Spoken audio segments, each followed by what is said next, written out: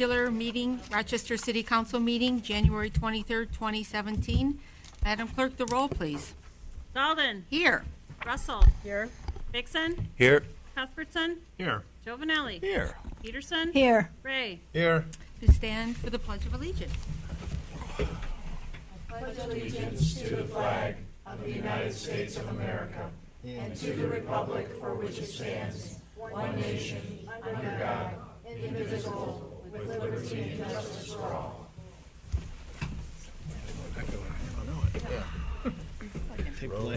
Thank you. Welcome, everybody, this evening. First, we have public comments scheduled items, then we'll go to non-scheduled presentations. First, we have a presentation by Bicentennial Update from the DDA Director, Christy Trevorrow. Welcome, Christy. Good evening, Council. So I was here, I didn't realize it was at the end of the summer, and so I wanted to come back and give you an update on where we are with our bicentennial celebration. So I prepared a semi-brief presentation. I will try to be as quick as possible. So we're kicking off with our Founders Day. As many of you know, Founders Day was March 17th, 1817. March 17th already seems to be reserved with several celebrations on that day, not related to our bicentennial. So Founders Day through the Historical Commission is going to be on March 12th, which is a Sunday. It's our official kickoff, and we're partnering with the Historical Commission, but this is their event, but I just want to make you aware of what's going on with this. We're going to be handing it out at Rochester Hills Museum at Van Hoosen Farm this year, which should be a very nice venue, and the speaker is going to be Under the Radar's Tom Dalden and our Mayor Kathy Dalden, talking about why they moved to Rochester, which I think will be a really interesting program. I'll have more on that as I'm meeting with Historical Commission this week to get more details on the amount of people they're having, any refreshments, and how we can, as the Bicentennial, support them through marketing and media. So more details to come. Daffodils. So daffodils should be coming up very soon. Over the last 2 years, we distributed over 30,000 free daffodil bulbs, and they will be coming up all around. In addition to those 30,000, we have additional that have been planted around the city and around the downtown and all of our planters. A lot of them came up last year, and we got rid of all of our daffodil bulbs at Daffodil Day, about 12:30 on Daffodil Day, as Leanne well remembers us pushing that cart up the hill over and over again. We're also partnering with Dinosaur Hill in promotion of their Daffodils for Dinosaur event. And so we're working on that so that the daffodils that are provided with that are also a part of our program. Heritage Days, again, not an event that the Bicentennial is planning, but something that we have eagerly participated in. As many of you know, they have moved the date up. They had identified that Memorial Day weekend, while that historically was the weekend, they were having challenges with volunteers and also with attendance, and so they thought that maybe not having it on a holiday weekend would help. So they have moved it 1 week earlier to May 20th and 21st, and they've already started doing promotion on that, sending save the dates, things like that to let people know about it. It will have all of your Heritage Festival favorites. They're doing more of the maker demonstrations. In the committee, they've been talking a lot about people love to see those things, and so they've really made an effort to get more people that are actually going to be doing rug hooking and different activities so that people can really see and understand and feel and enjoy all of that. And they will, of course, have the reenactors as they've had over the years. And, of course, for the bicentennial part, the triumphant return of floatable votables, which people seem to be pretty darned excited about. I've been having a really good time finding old photos of it. This is one of my favorites, and people have been very good about sending us photos. It should be a riot. So we're pretty excited. And that will take place on the Saturday of Heritage Days, so more to come on floatable votables. The Rochester 200 project, this is our partnership actually with Paint Creek Center for the Arts, so thank you, Tammy. This is May 30th through June 17th. We'll be inviting artists to put their favorite Rochester memory on a 10 by 10 canvas, and it is no coincidence that we will have 200 canvases. See what I did there? Yep. And then those are going to be on exhibition at Paint Creek May 30th through June 17th. And then on June 17th, we will be having a cocktail reception, and all the canvases will be on sale for $50, 50 being in recognition of the city's 50th anniversary since they were incorporated as a city. So we're doing all these 250. You'll see a lot of that as we go through the bicentennial. And then, of course, we have one more surprise for you, EWE, couldn't help it. We do have one member of the flock who was left over from our last round, had never been painted, and so we are actually commissioning an artist to paint a Rochester sheep. And this will also be available for auction at this event. Homecoming, which is our big event on August 12th, and this is, as it is homecoming, you want everyone to come home and be a part of Rochester. So it is a celebration of all things Rochester. Some of our confirmed activities to date through our partnerships. We're going to start with the bike parade. So we're going to invite kids to decorate their bikes, and that's how we're going to lead off homecoming, which I think is going to be absolutely charming. Our Pioneer Playground and Shop with Rochester Hills Museum at Van Hoosen Farm. They're bringing out the giant stilts and horseshoes and all those things. They're going to bring out their shop. They're going to be making what Pat McKay described as absolutely must-fly kites. These kites will fly. He doesn't guarantee they won't be stuck in a tree at some point by the time we're done, but they will fly to get there. So somebody will always have something to take with them. Upland Hills Farm, because we were a farming community, is bringing their entire mobile farm, and it's going to have educational things as well as people will be able to see and touch the animals. No feeding the animals, unfortunately, but we will be able to do that. Live entertainment throughout the day. Community picnic with more details to come on that. Fireworks, of course, and the Bicentennial Monument ribbon cutting. There's a lot more things that are going into this. We have a lot of partners that have stepped up, so they want to be a part of the homecoming, and they're just still trying to figure out what exactly they're going to do. So we'll be coming back with an update on that. So much more. Now, there's a couple interesting things that we're doing beyond events that go along with all of this. This is one of our last events, and then we're going to get into some other interesting things. A Walk in Time is actually a historic walking tour down Main Street. It's going to be a little different than what the Historical Commission, the Historical Society does. We're actually going to have actors at different historic sites, and they're going to be actually doing scenes of what they would have been doing in their life in that space, reenacting historic events. It's going to be led by the Rochester Hills Museum at Van Hoosen Farm. We'll be doing it twice this summer, once in June and once in August. They're just finalizing their dates. We're looking at Thursday nights because those seem to be a night that businesses are open and that it's a pretty busy night downtown. And they will coordinate with the Rochester Avon Historical Society to make sure that we don't have any overlap in dates because we don't want to step on anything. Want to make sure that there's enough history for everybody. A Year in Time. This is something that we had talked a little bit about before. Residents of the greater Rochester area are going to be invited to submit a photo of themselves, their family, in front of their home. And then the museum is coming up with a few questions to ask them. So it's something that, almost like a little virtual time capsule, if you will, that somebody goes back there 50 years from now, they could see, oh, this person's job was this, or they had this many cell phones in their house, or who knows. And so the museum has graciously offered that they're going to document this. The submission process will be online and will start in March and run all the way through December. So if someone would prefer to have their home photographed with Christmas rather than snow, who knows? They're welcome to do anything that they darn well please. They'll catalog, and the Rochester Hills Museum will keep all these submissions and catalog them for future generations. So the next person who's planning our tricentennial can look back on this good stuff and be like, who was that crazy girl who did this last time? Memories in Time. This is something I'm very excited about. We're going to be creating an oral history of Rochester. So Rochester Hills has been kind enough to lend us their video department, and what we're going to be doing is putting together a whole film about Rochester and what it means to our residents and even our greater Rochester residents. And we're going to be hopefully creating a document and a final product that we can screen at the Imagine Theater this fall. So we'll be filming things at Heritage Days, at sidewalk sales, and homecoming. So we will have pre-scheduled interviews because, of course, we'd like to get all the council members. There's certain people in the community that are pillars of this community. We want to make sure we get those interviews, but then we want to get the casual person who just happened upon our event and wants to tell you why they love this, or that little 5-year-old boy who made his kite and wants to tell you how happy it made him. You never know who we're going to get on that, but we hopefully create something that people can look back on this and see exactly who we were at the Bicentennial and what this means to our community. Business milestones. I've been amazed at the amount of businesses that just casually I found out are celebrating significant milestones in 2017. So we want to recognize that. So we're going to be putting a call out to all businesses in the greater Rochester area that are celebrating these milestone anniversaries. The businesses are going to be recognized in multiple ways, including they'll be in our social media. They will be listed on our Bicentennial webpage, and we'll be talking a little bit about our social media and the webpage a little bit further down. And then I spoke with the mayor, and she had offered June as a good month that we would be able to invite those businesses and have official proclamations issued in recognition of their milestone anniversaries. And we'll be doing that at a council meeting in June. I left the date open because I know you guys have a full agenda as we move forward. So as we get closer, we can pick a date that might not be too cumbersome. PSD partnership. So as you know, one of my other hats that I wear is working with the PSD, and so I have a little leverage with them. So I got them to kick in a few things. So for the Rochester Explorers Club this year, we will be having a bicentennial task, maybe two. One would be actually be finding the historic marker, the rock that's over by the tree, as Councilmember Cuthbertson and I have talked about many times. But we will make sure they can find it, and maybe there's some other things we might be able to do associated with the Explorers Club this year. The Festival of Trees, the committee will be putting together a Rochester-themed tree this year in recognition of the Bicentennial. And then the spring-summer issue of the In Town magazine is going to be the Bicentennial issue. What that means is that we are going to have the cover featuring a historic photo of Rochester. I have Pat McKay up at the museum. He's been very helpful to us. They have so many archives, and so I selected some photos that they had shared with me on Google Docs.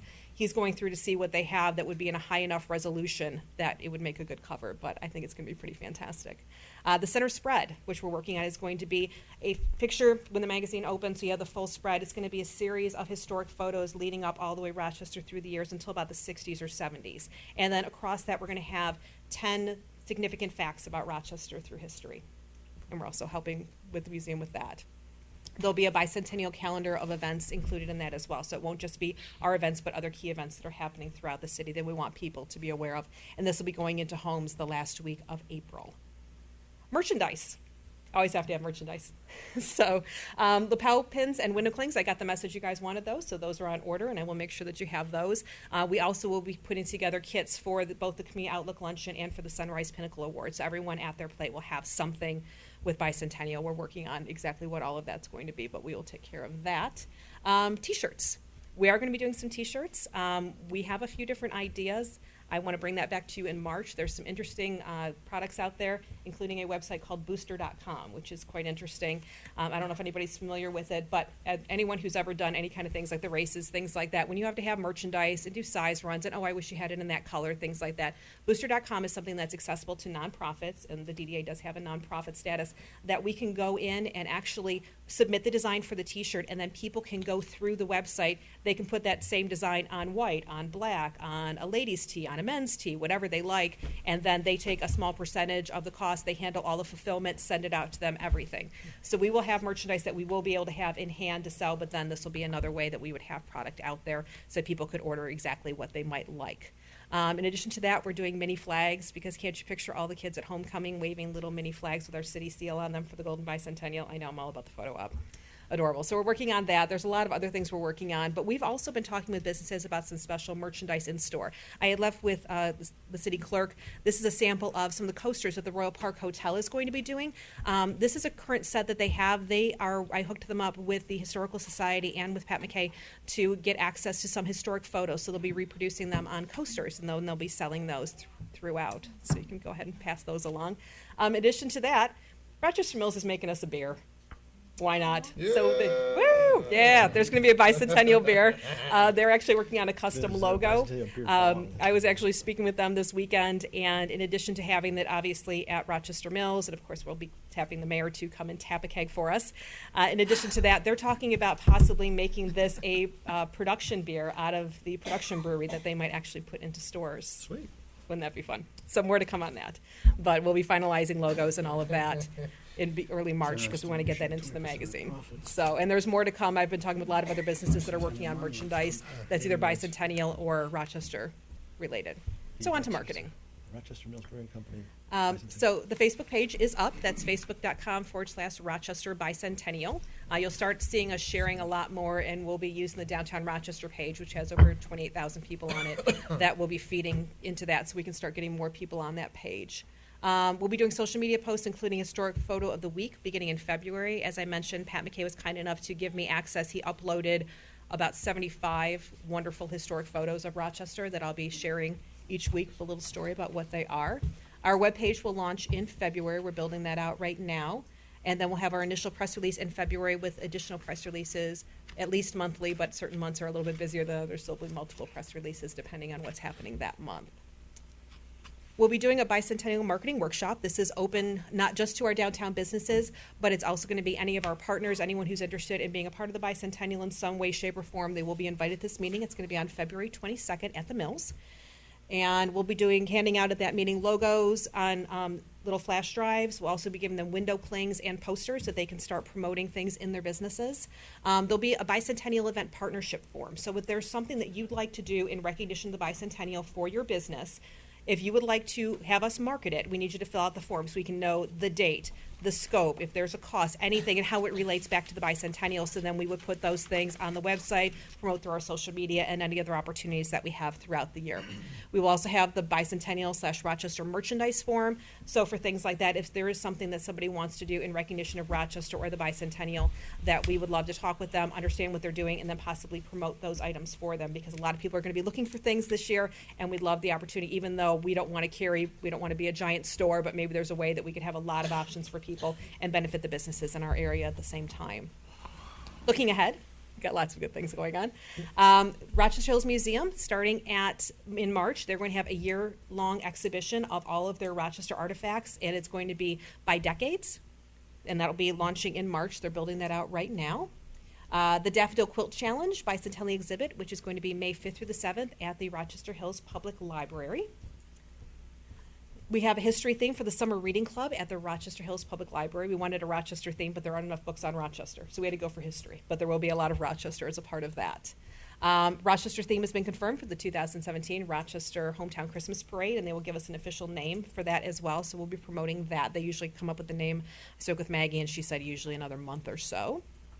And then I'd love to come back March 13th because I have a laundry list as long as my arm of partners that are doing things with us but just haven't decided what they want to do yet. And I'd love to come back on March 13th because I think I'll have everybody locked up at that point so I can tell you exactly everything that everyone is doing, plus put a little bit more meat on the bone with our homecoming event.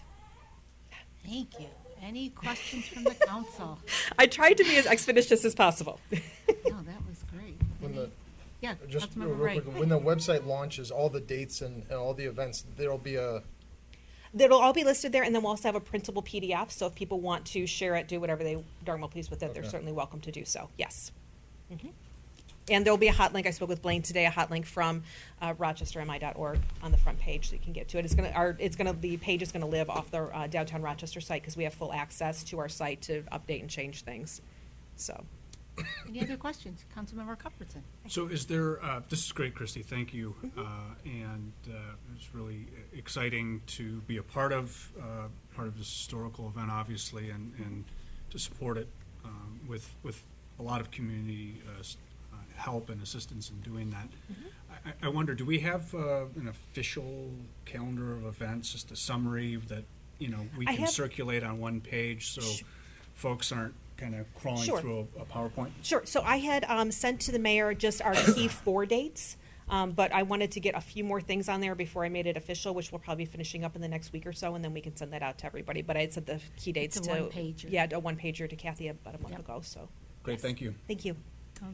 Mayor Pro Tem. Thank you, Christy, for really involving all the community in every aspect, from the historical commission to Van Hoosen Farm to the sponsors, businesses. You really incorporated the whole city, so thank you for that. I'm so excited to see what. And there's a lot more to come. We have, and everybody that I've talked to, no one has told me no. Everybody's like, yes. They just have to figure out what they want to do. Some people, like obviously the museum is a lot easier to figure out how they might fit in, whereas some other groups are like, we'll figure something out. We'll get back to you. So we're not letting them go. There's going to be a lot of good things happening throughout right. the community this year. Thank you. Any others? Thank you. Great job and Thank good you. information. Looking forward to your next visit, March 13th, and a calendar to come after. Thank you so much. Thank you. Next, we will move on to item B, which is consideration of a water bill appeal. Mr. City Manager.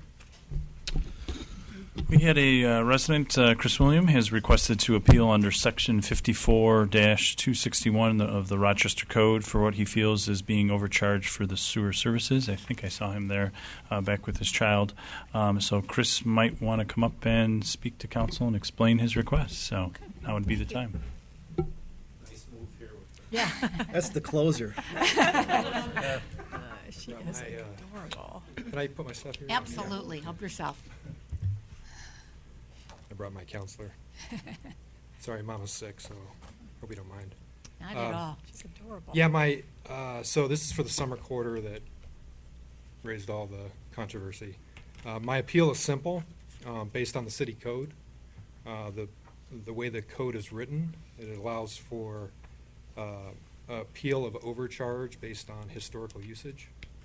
And that's, my argument is very simple, in that because the code allows for an appeal based on a historical reference, I believe I was overcharged based on my historical usage of sewer. No, I don't have a second meter, but the code isn't written that way. That requires a second meter for basis of appeal. So my argument is simple. I met with Mr. Wing, Finance Director, DPW Director, and at the time, I think he's retired now, but the Finance Director was kind enough to provide the historical data, and actually in my first appeal meeting, told me specifically at the start of the meeting, told me specifically when I was watering, how much I was watering, and knew down almost to the penny what the overcharge was. So that's the basis for my appeal. Any questions for council? Any discussion on this action that is required? Can Yeah, Councilmember Ray. can the attorney or Mr. Manager speak directly to the or city ordinance and the claim based on historical usage? Mr. City Attorney, I'll have you go first, please. Yes, thank you. What Mr. Williams, thank you. What he's referring to when it talks about historical, the section 54-261, it says that a customer claiming to be overcharged for water or sewer or may appeal to the city for consideration.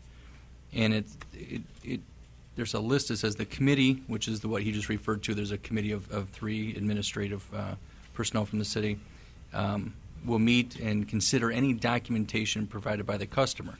And examples of what different items could be would be if the customer established like historic usage, based on historic usage, that there was an error in my bill. There's also different things like plumbing reports. It's not essentially a historic usage appeal. It was a category of things that a resident could bring forward to say, hey, this is why I think that I was overbilled, and can set forth historically that this can't be true. This can't. There must be an error, and that's the documents that he's referring to.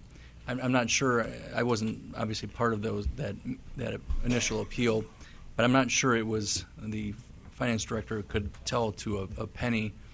He could see when the water Mr. was Wing higher. That the water was higher, there was certainly suggest that was when your sprinklers were running. But Respectfully, he told me per day how much I was watering and how much it was costing me. How much water usage you had? No, how much I was watering. there would be Mr. no Wing way was to there, tell so that. So. he specifically started the meeting by telling me how much I was watering, the specific times, and how much it was costing me. Watering, not water usage, watering my lawn. Mr. City Manager. Yeah, he referenced how much water is being used. Without an actual irrigation meter, there's not a way for the city or anybody really to know. Well, in the meeting, the finance director Yep. specifically said you're watering from the hours of 7 to 9 p.m. on these days, and he knew that from the report.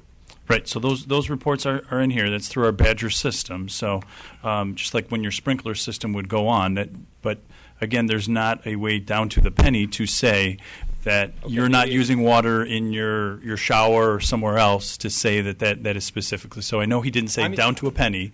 It's not my words; they're Okay. his. Yeah. Okay. I didn't We say. don't have him. Okay. He started my meeting. He started the meeting by saying how much I was watering, and he knew the times and knew the cost. Yep, and that information is in the packet.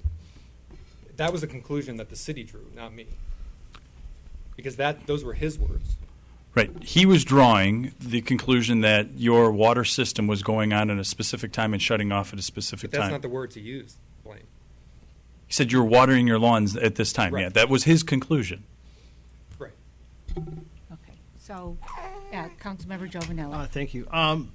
So I guess I'm confused. What is the ask? I mean, other than the obvious, I'm a quantified ask. I couldn't get at what the dollar amount that we're trying to find. I mean, if it's a few $100, that's if it's a few $1,000s, it's a different story. So I need to kind of get my head around where everybody sort of landed, because the ordinance is not crystal clear on that. This is the first time anybody's ever come before us, so we're basically setting precedent here, so I want to make sure that we're, I feel like I'm walking into a gunfight with a penknife, so Yeah. somebody help me. So what is the amount of the ask? So because the ordinance isn't clear, I made a few suggestions, but ultimately I think that's probably up to the city. My suggestion was, based on my historical usage, was to do a credit based on the average of my non-summer quarters, or even my highest non-summer quarter. And how much would that be? I didn't, not knowing which direction you wanted to go, I just provided two methodologies. It's probably a few $100s to answer Ben's question. Councilmember Peterson. And I thank you very much, Mr. Williams, for bringing this to us, because after reviewing everything that you have there and knowing that the ordinance was not clear, I see that there was a huge disparity in your numbers, and I do think that the city should offer some sort of information, because I do think that we started this whole process without enough information to really be clear to know what everyone should expect. Mr. City Manager. Yep. Council actually did pass a resolution that had, I believe, 6 different components. 3 of those are still viable. Residents had a deadline to receive a reduced, council extended the deadline to receive the reduced irrigation meter. That is reducing the cost from $100 down to $80, and that was extended until December 31st of 2017. The next one was council authorized administration to create a one-time payment plan for up to 6 months for the duration, and I guess there's more to that. And then there's also to encourage irrigation meter installation, the city administration was authorized to provide a one-time 50% credit to a resident's sewer usage over the 40 units during the summer months of June, July, and August of 2016 if a resident has an irrigation meter installed between September 1st of 2016 through April 30th of 2017. So technically, if he had had a second meter put in, we could have given him a rebate for the third. We still can't. You still can. It goes all the way through April 30th of 2017. So- Yes, Mayor Pro Tem. Well, thank you for bringing this to our attention, because I don't want our ordinance to be muddy, so I appreciate that. We do know that there was a very dry season, so what you're saying and the information that you're bringing before us is probably irrigation, just from the data that I'm seeing. And are you planning to get a meter? I am. Okay. Yeah. And so tell me, Mr. Williams, are you not happy with giving the credit for 50%? So do you want the credit? And because that's what we're offering everyone. And so I'm not sure. I understand. Pragmatically, I could take the credit and I'd be better off. But I Yes. guess I wanted to make the point Okay. that there are holes in The system? the code, Right. as well as I still think you got it wrong, and at the risk of, I'm not trying to be offensive or offend you guys, but I do think you got it wrong in solving the problem, Okay. and I think you continue to get it wrong. So, As evident by the water rates, still aren't correct. They're being calculated incorrectly. And I did discuss this with the finance director, and nobody can explain to me even the water rates as to how they are determined. So this is more of a, I guess, a process issue for me. okay. And I wanted to point out that I think there are holes, and to Ms. Peterson's point, that maybe you didn't think through everything. I realized pragmatically I could have just taken the 50% credit, installed my meter, and been on, and probably been better off financially. Okay. so- So what I'm hearing from you is do you want your historic pricing and then apply that when you get your meter and get the 50% off? Well, technically, I should be due the correction on the overcharge, and the 50% should still be available to me. Right. So that's what you're asking, so Yes. that we make the correction, Right. and then you would take advantage of the 50%? Okay. Madam Mayor. Yeah, Oh, I'm sorry. absolutely. No, go ahead. You know, I've heard a few at this table and the applicant. There's nothing holes in this ordinance that he's referring to. If he's referring to the appeal ordinance, all the ordinance says is that if someone feels that they're being overcharged, they can come try to convince first the panel, and then if that doesn't satisfy, then they can do it here. There's no ambiguity, or it's providing a resident with the opportunity to say, hey, I think this is wrong, and here's why I think it's wrong. All it is a vehicle. It's not unclear. It says you can do this. Well, So if the issue is the ordinance, as far as the charges or the irrigation meter, if that's what he says or people think is unclear, that's one thing. But the application process, it's a paragraph that says if you think it's wrong, you can. This was done in, I think, November of 2015, to actually be fair to say, hey, if people think this is wrong, they can come show us why they think it's wrong, which is exactly what he's doing here. But attacking the ordinance because or making comments that it's unclear, there's nothing to be unclear about. Can I respond? Yes, absolutely. Yeah. The reason I make those comments is that what I heard in the first appeal and what I've heard a little bit now is that that the city doesn't know when no one actually knows. Blame me the comment when I was watering and I could have been showering extra long during this. Then why have the appeal? If that's all true, and if the only reason, no, it's okay. We can try, but if the only basis for approving an appeal is having the second meter, which was just that having the second meter was just made available to us, then it doesn't logically make sense that my appeal will be denied because I had a second meter.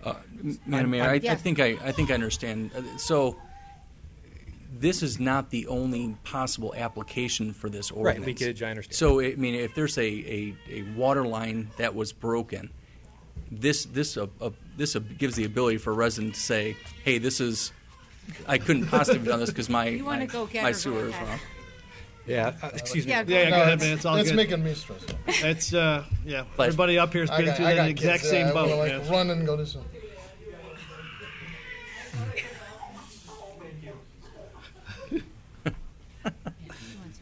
Baby whisperer.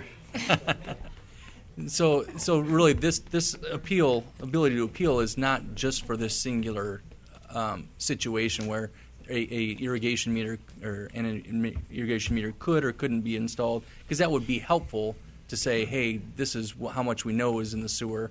But this could be a leaky water pipe that someone says, hey, my plumber found this leaky water pipe, so I know that water couldn't have gone into the sewer. So it's not just a limited appeal to whether or not someone has an irrigation meter. Okay, and then Councilmember Cuthbertson had a question, comment. Yeah, a couple of things. I actually was just going to suggest what the city attorney has put very clearly is the appeal process is fairly straightforward and from what I understand is actually fairly unique. I have a friend that encountered a fairly random bill in a nearby community and couldn't figure out what the problem was and ended up with a substantially larger bill than ordinary and went through a process of trying to address what happened. And ultimately I said, hey, look, you should look and see if there's an appeal process. I know in Rochester we happen to have one. And this person, I didn't check the code, but this person went and looked in this nearby community and is actually he's an attorney, so I imagine he can read administrative code. Couldn't find one. So I do think it's unique, and I do think it's meant to encourage this discussion to collaterally attack the option to have this. I'm not sure it's entirely fair, but everybody is entitled to their opinion in that regard. The question as to the appeal itself, the bill was derived during the summer season, and yet I think if I heard the request correctly, you wanted us to use non-summer prior historical use through which to come up with some kind of credit under this appeal process, and I'm not following the logic It on was that. just the methodology. What I proposed was, to be fair to the city, was to say, well then, and this was following the logic that no one, that there's an argument against my case of saying, well, we don't know if you were watering your lawn or showering. And actually, you do know. And the third methodology would be to look at the data and say, well, this is when you were watering, as the finance director did. I think he was making assumptions about, non-traditional. I mean, if it's down to the hour, and he's making assumptions that perhaps that amount of water isn't typically used for a shower at that point in time, and was genuinely trying to be maybe helpful in suggesting to you, hey, this looks like a time when you're watering. Maybe he spoke with too much certainty, but I'm sure we don't know without a sewerage meter or a second meter. I don't think we can deduce that to the certainty which you're implying that the finance director may have indicated to you or led you to believe. So I guess I understand that you are here and want to make a point with regard to the appeal that's available to you. I think you said that you are going to get a second meter, and that as a mathematical matter, that your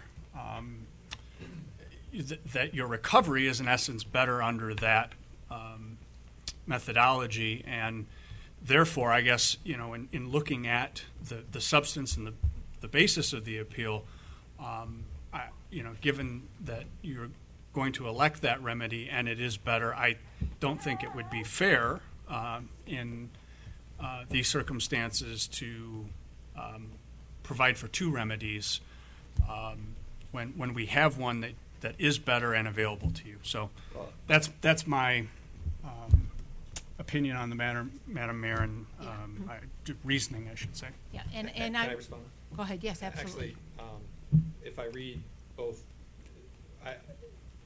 if I win this appeal, then I should also still be due. I should be eligible for the 50% credit as well. The way both are written. And I understand the argument, and I would decline as a member of this body to make a decision as to this appeal, which would be in addition to the other uniformly provided remedy. Thank you. Councilmember Peterson. Yes, Madam Mayor, I would like some clarification on, this is going to be under the account history report, because I'm not understanding why at certain points, I'll take for instance, August 31st, 2015, it shows an amount, but then underneath it says ledger 5 billing, 8/31/11. But you go down to November and both dates match and it's not off.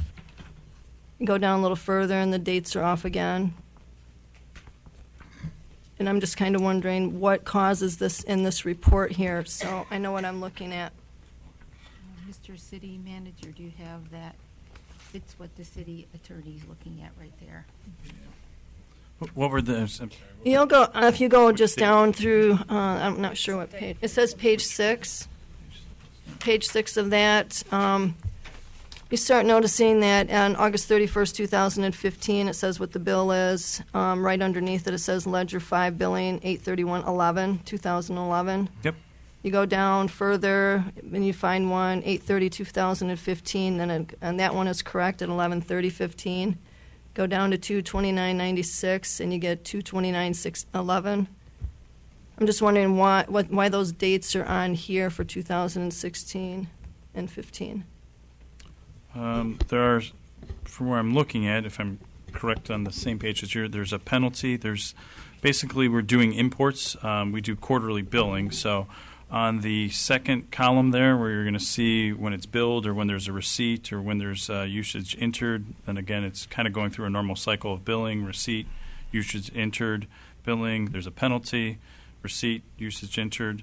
Are you asking about the portion where it's corrected? That down at the No, bottom? I'm just wondering why we have various dates in here that don't coincide with the actual date of the bill. The ledger billing is, if you read under If you're looking at 227, 2015 in the far left corner, underneath that where it says bill, it goes across and it says what it is, and then underneath it says ledger 5 billing, and it has 227, 2011. Sure. So my understanding, and I would have to follow up with our current finance director. I don't know if I see our assistants here, but I don't know if I thought I saw Anthony earlier to confirm. I believe we're pulling that data from our Badger system and then putting it in. So it might be that the date, so for the 229, that one does happen to line up. It looks like for one or two of the other ones, it's actually showing that as well based on when they're driving by. That would be my understanding, but I would have to confirm that with our finance director. I don't know if John, if you want to maybe go see if Anthony's up in his office, he could clarify that for sure. Mayor Pro Tem. So, thank you, Mr. Attorney, for clearing up the ordinance. So now my understanding of the appeal is because you're not saying there's a clear system of why you were billed this amount of water. So if the city could actually tell me this is because you're irrigating, that would make to me the appeal null and void. But what you're saying is that historic data that you have does not make sense to you with the billing that you currently received. Is that what you're saying? Yeah, to put it simple, is that I was overcharged for sewer that I didn't use because it was going into the ground. So, and my basis for that appeal is that is my historical usage, that it goes up Okay. during the summer. I And see what you're saying. Again, based on the city's own comments during my first appeal hearing. And so I guess the rebuttal to that is, did you understand that the sewer cap was lifted and that's why the sewer rate is significantly No, higher? like 99% of other residents, I didn't understand that until I actually got the bill. Okay. Because that was going to be my question, is you don't really know for sure where that water went because we don't have a second meter to measure it. When the cap was lifted, we offered the second meter so people could tell us exactly how much water was going in.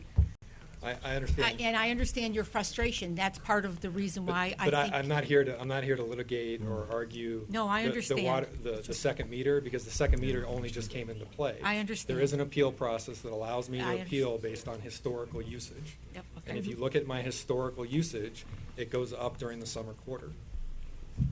Councilmember Cuthbertson. Yeah, and I would only say that on a limited basis, we've allowed for the retroactive application of a uniform credit at 50% as a broad remedy for the fact that meter option was not as well understood as it is now. And so, I mean, that to me is and again is a better singular remedy as you've indicated. And so I think, having said that, I'd be happy to make a motion to thank Mr. Williams for presenting his thoughts and concern, Just and one last respectfully move to deny the appeal. The broad as remedy presented. wasn't Mr. for Williams, overcharge. if you could just wait till I conduct. Sure. So I have a motion by Councilmember Cuthbertson. Do I have a support on that motion? No second? I'll support it. And then comment. go ahead, you have the discussion So, floor. I'm trying to go through, and I hate the fact that we're not provided with to quantify what the ask is here. I feel like I'm walking around in the dark. But in just looking at the output here, we're trying to decide the number of units used, and I'm not even sure I'm looking at the right thing, but it appears that the units into the bill, the egregious bill, it's clear, is this August 31st bill, right, or thereabouts. If I'm reading this correctly, 207 units were used at the period 8/21/2015,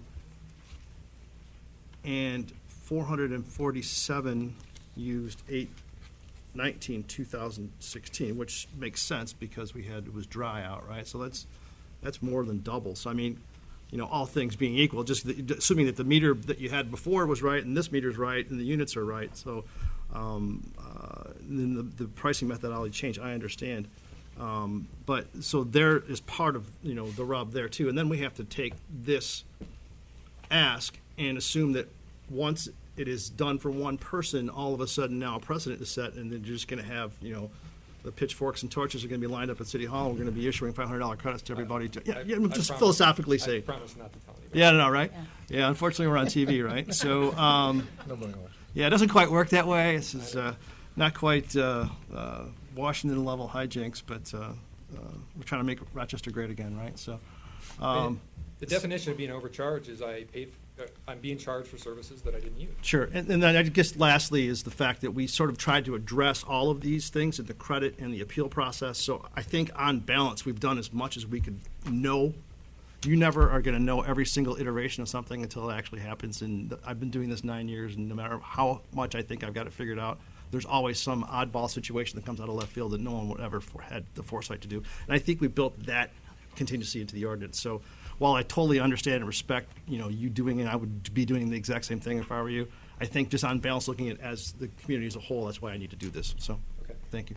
I was just going to say, on a whole, I have to look at the community. I respect the fact that you've come here, and I commend you for your passion, but I have to look at the community on a whole. I think Councilmember Peterson, then Councilmember Cuthbertson, and if nobody else, I'll go for a vote after that. Go ahead. Yes, I would like some clarification, though, and now that Anthony is here, it would be good. Because I'd also like to look at page 4, and on page 4, the way these are set up, it has a beginning read and an end read. Well, in February 2014, you're at 5685. You go down to May 30th, 2014, and it's 9990, and then it kind of starts again. I'm wondering how the meter reading and all of this, I don't know, to me, looking at this here, this is not very clear at all, and I would be very confused looking at this and seeing how I probably was overcharged, knowing that the meter readings are not coming in clear on here and that they started over, unless there was a reason for that. Anthony, do you have an answer, or can you help? Yeah. Sure. Just check real quick. Is it this report here? Yes. Okay. Yeah, page 4. So on this one, the text fields are just text fields. So you'll see under transaction type in our old system, that used to be when we would say create the cycle or make a change to it. You might throw a date in there just as a self-reference. That appears in our system, which is what this printout is when we do this specific export for the history.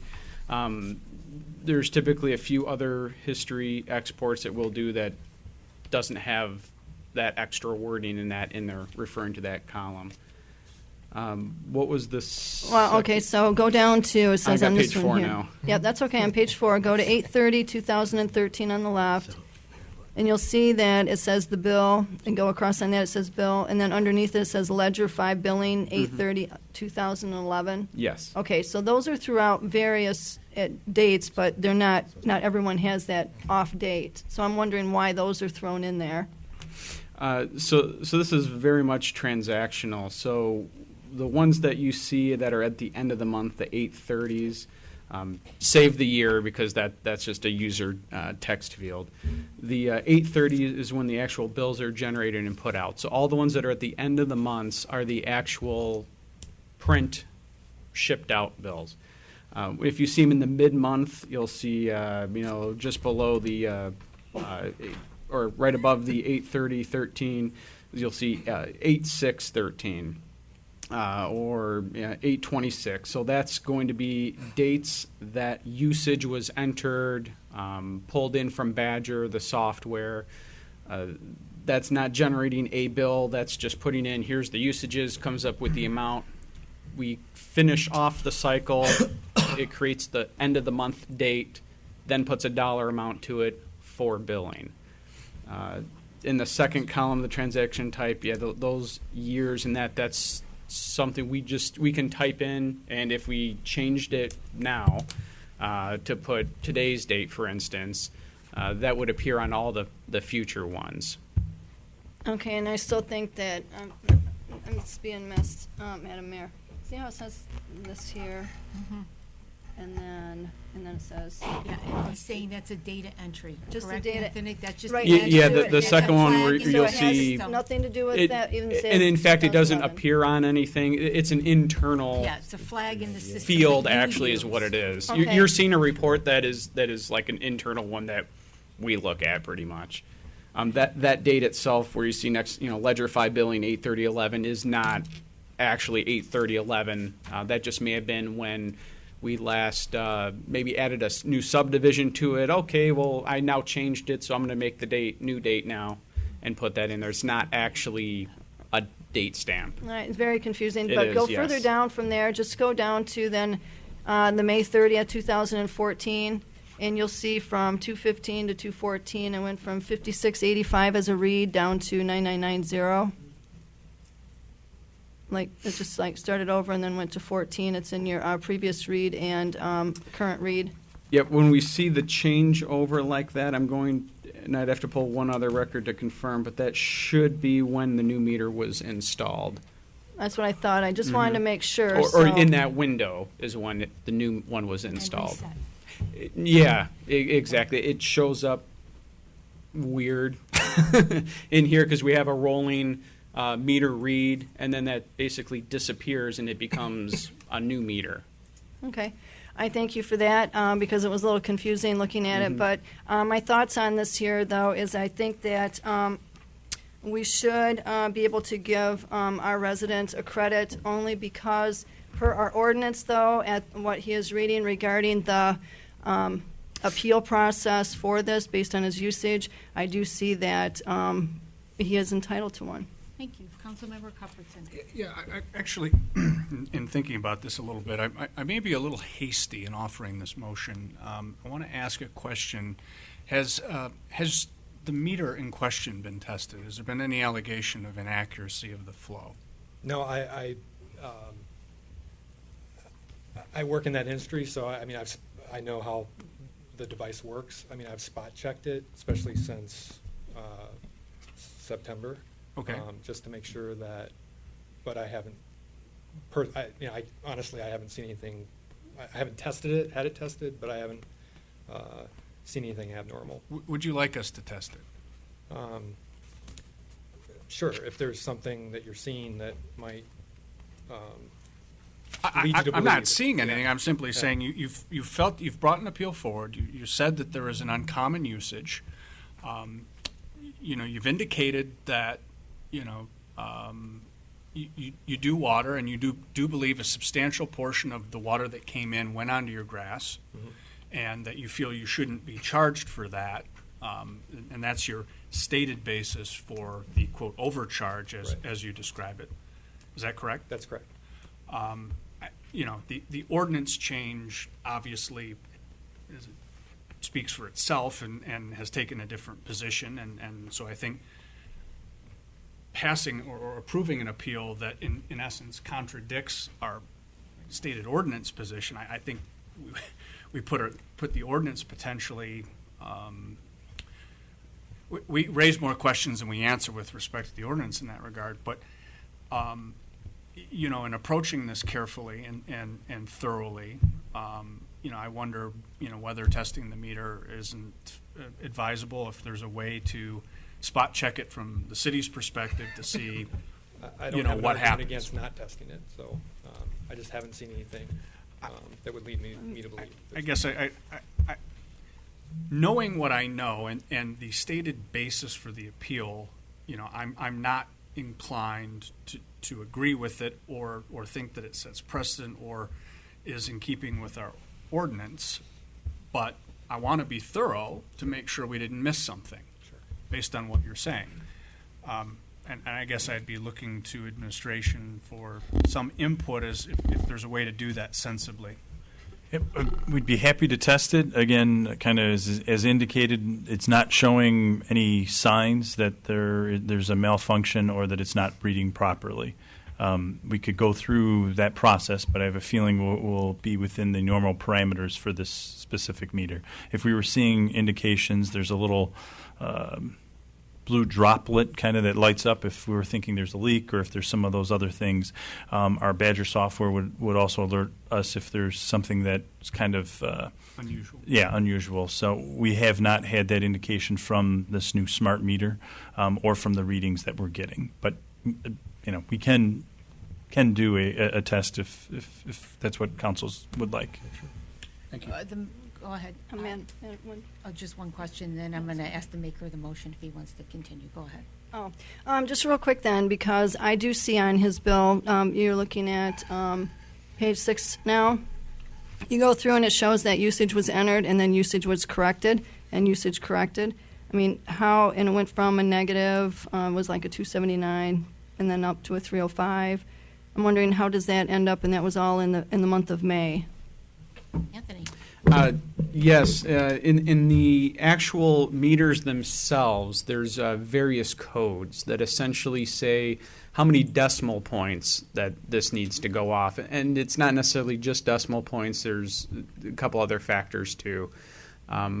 By default, when they come out, if they don't have the correct code on them, when we do this import, we'll get these crazy reads like you see in here. That's in the Badger software that sends up a flag as well as going, something doesn't quite look right. So then we pull up the detail for the meter in the settings and see, okay, it's a 4, it should have been a 3. Okay, cool. So then we have the water department go back out, updates the settings to the meter, gets the correct conversion usage, and then we come back in and re-import that into the system, and that's what the correction in that is. So when you see these two here where you have the negative 279 and the positive 305, the actual usage is that net between the two. And then that's what goes onto the bill, is the difference Okay. between the two. Thank you. Councilmember Cuthbertson, did you want to keep your motion, or are you comfortable with the meter working? Would you like to further test it? Yeah, I guess I'm more interested in what my colleagues and the applicant have to say as to whether that is worth verifying prior to proceeding. I just, knowing what I believe the data is and what you believe the data is, I'm comfortable moving forward, but is anybody sure? It sounds like we're pretty certain, but there is one way of testing to say, check the meter. Did it when you did a flow test? Did it do what we expected? If it did, then I think we can reasonably rely on the data that went through it. I don't want to get in the habit of bench testing every meter that someone has a bill that they have heartache over. That's not what I'm trying to do here. But I've been on council. This is almost my 12th year. I've never seen an appeal of this nature or substance before. I've never seen a $1,200 bill. Hey, same here. So I guess I'm interested in what others have to say prior to Councilmember addressing the Ray. motion. Thank you, Mr. Williams. For my part, the whole effort what council had in these, or dealing with the water meters before I got on, and even now, was to stop guessing, right? That was what the cap was doing.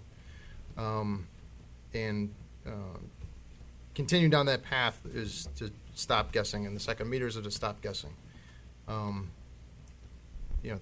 Thankfully, Mr. Williams was creative enough to offer his city administration or the panel some ideas in terms of how to come to a resolution. But even those are still guessing. So depending on what comes from the meter and if it's accurate, and let's just assume that it's accurate and all these numbers are the exact same. I don't want to be guessing in terms of credits and this and and maybe it's 6 of this, half dozen. Last year, it's a hot year. Are we going to seasonally adjust what the solution? I don't know, but I don't want to get in the position of guessing and coming to rule of thumb solutions to an ordinance and a practice, which is specifically derived to remove that from the equation. So with that information, I'd consider it more, but on the basis of just trying to come to a simple conclusion, I would probably deny. And I'll just say that I'm looking at this as a whole, and like I said, I appreciate it, but unless your meter's not working, I would move forward with the motion that Councilmember Cuthbertson offered this evening. So the Mayor Pro Tem. Yeah, I guess, thank you for the appeal. You have, audience, this is what he's looking at. In 2015, his bill was $355.40. In 2016, it was $1,167.25. And so that's staggering. And that's what he's appealing on the history. This is the only appeal we've ever had, I think, since I've been here, since Councilmember Cuthbertson's been here. So I would actually go for the appeal, personally, because it is warranted on the history.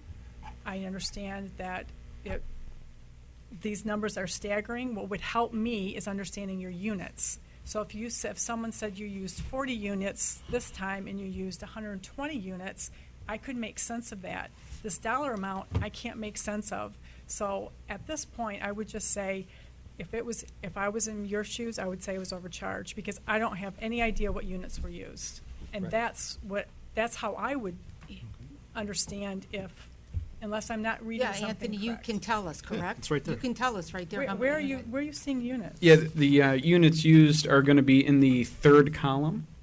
So you have multi-usage meter number up at the top. So, So Anthony, the- if I'm reading this right, let me do it, because if I tell you, You got and I'm it. right, You're then on that it. means I've got it figured out, What right? page are you on? Right? Okay, so I'm looking at Wait, page. wait. Hold on one seven. second, No, I'm we sorry. have to go apples to No, no. apples. Oh, yeah, I think I'm gonna get you there. Hold on one Okay. second. Go up to 8/18/2015, so this would be last August's bill. Okay, got it. So does that 52 units, Anthony? That is correct. Okay, so now scroll down to 8/17/2016, 142 units? That is correct. So we used 52 units in 2015 and 142 units in 2016. Am I reading that right? Yes. So, you. right, so we got it figured out. So, I mean, there's a triple there, right? So that is a huge reason for the increase. And we all know, I mean, no offense, I had sticker shock as well. My bill was through the roof, and I irrigate as well. So I get it, Can I believe me. respond? But Yes, that go on. usage, though, I mean, that's, The difference between the 2 years and the basis for my appeal is I wasn't overcharged in 2015. Because we had the cap. Correct. Because we had the cap. oh. And that's the difference. I wasn't overcharged. And we don't I know wasn't what over- this I is. wasn't That charged for is something I the didn't- proverbial black hole I that didn't- we'll never get I out of. wasn't So charged there's no for something way. I didn't use. I can't Okay, support that. Councilmember Sorry. Ray, I and get then it, I'm but going I to go can't ahead support it. and Councilmember Bixson, and then take, if we're going Well, I to have a move chance forward. before you vote. Oh, yeah, I have two more council members that want to talk, so let me just have that. Yes, Councilmember Ray. We all want to talk. So going back on that, then, on August 15th of 2012, am I correct in reading that was 169 units?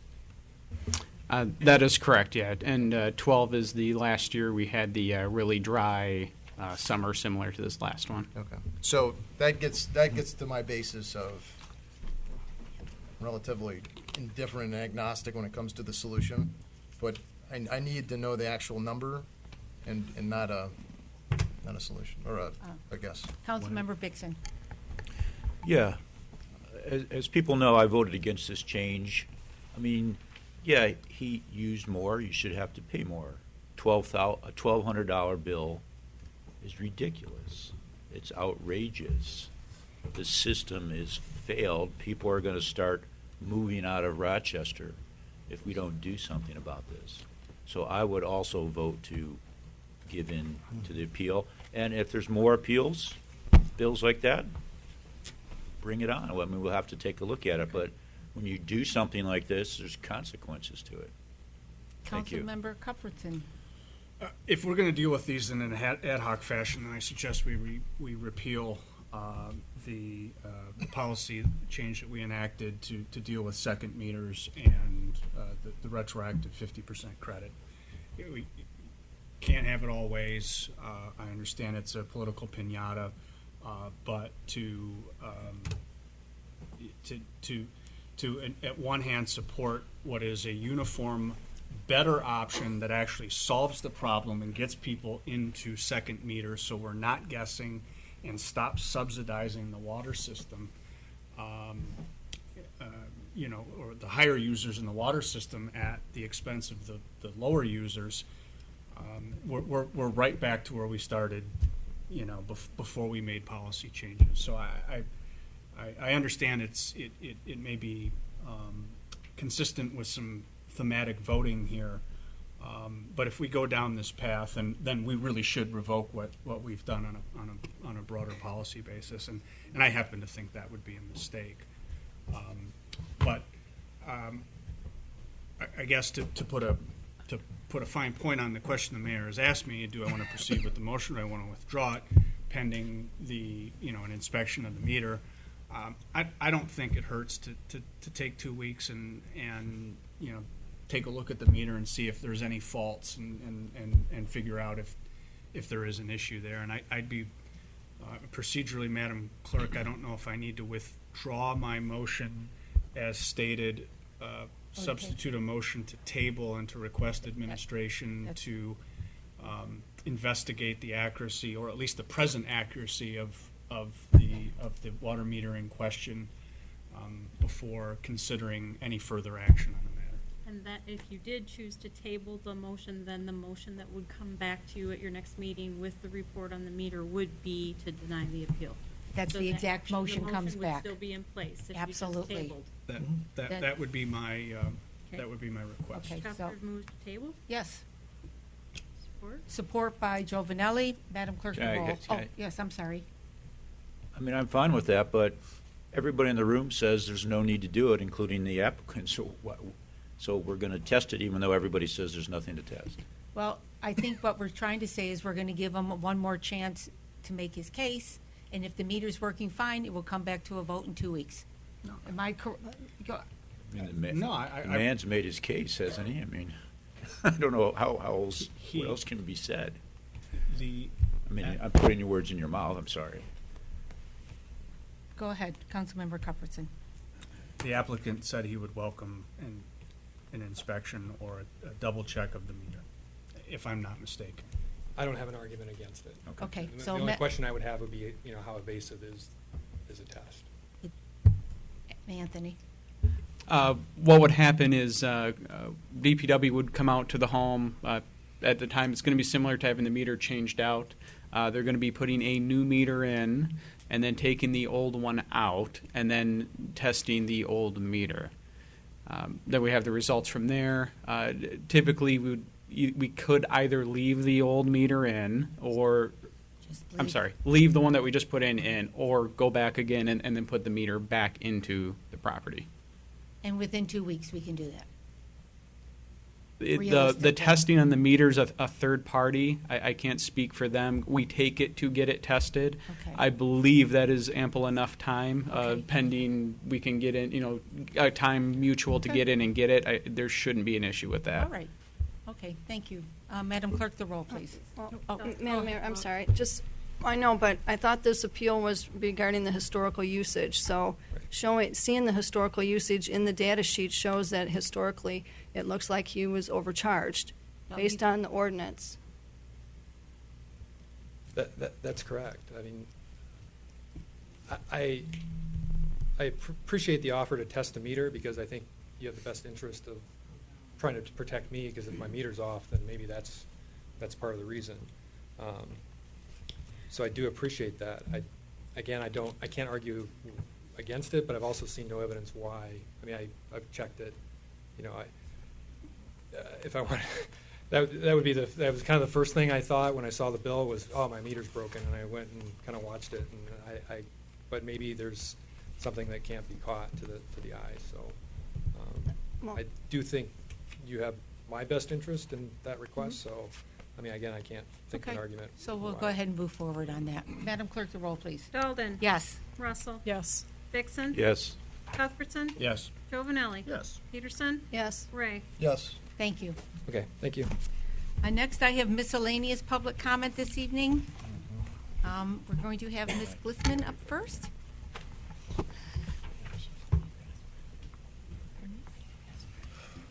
Well, good news, we put the baby to sleep. I promise not to take more than 45 minutes. Honorable Mayor Dalton and City Council members, My name is Linda Glissman, and I reside at 1699 Snowy Owl Court in Rochester.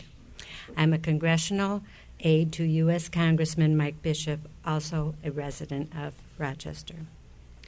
Congressman Bishop requested that I extend best wishes and a Happy New Year to you and all the residents of our fair city of Rochester.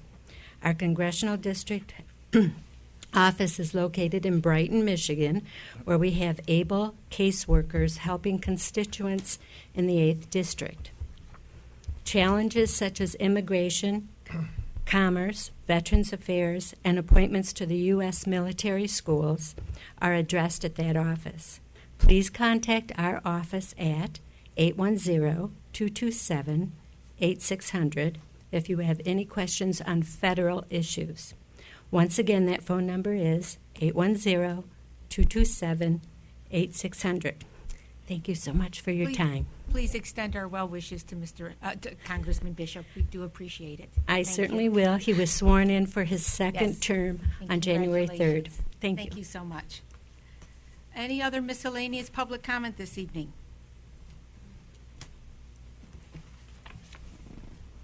Good evening. I'll cut it short because this is going long. It's Steve Zook, 1639 Stony Creek Drive. I'd just like to comment on this water issue. You guys have written a ordinance. There's 3 very clear remedies in it, yet you danced around every one tonight. Every ordinance never gets enforced the way it's written. I mean, he has 3 choices. It's very simple. And as for another thing that is alarming, I looked in the packet. I looked at the water usage and how they can tell to the minute how many gallons, what you're using. If that was for my home, you could tell when the ice maker went on, you could tell which toilet was flushed, you could tell everything. And I think that's really an invasion of privacy. And I wouldn't be surprised to see in some criminal investigations that being subpoenaed when somebody's saying they're home and they're not home. And anybody who's had any training in fluid dynamics would know that you would be able to check and see exactly what's going, whether when he's sprinkling and when he's not sprinkling, because by the size of the plumbing, the size of the water line, you can only have so much water flow through it. So you can't confuse a 3/8 line with your sink, a 3.2 gallon sprinkler shower head, or a ice maker. You can't confuse that because they can only take so much water because the lines are of only such a size. And when it comes to the accuracy of the water meters, I have 2 water meters. I have my sprinkler system. I have one water meter sitting vertically. There's an L, and the other one goes up horizontally. When they're running, they're both reading different.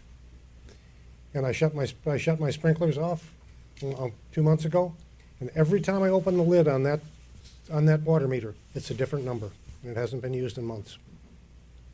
But the main reason I just brought this up because I have some knowledge on this, and I've had some training in fluid dynamics, and I said it's really scary that they can tell everything that you're doing in your house with every drop of water that you've used, and that being public record, I don't know if that really should be.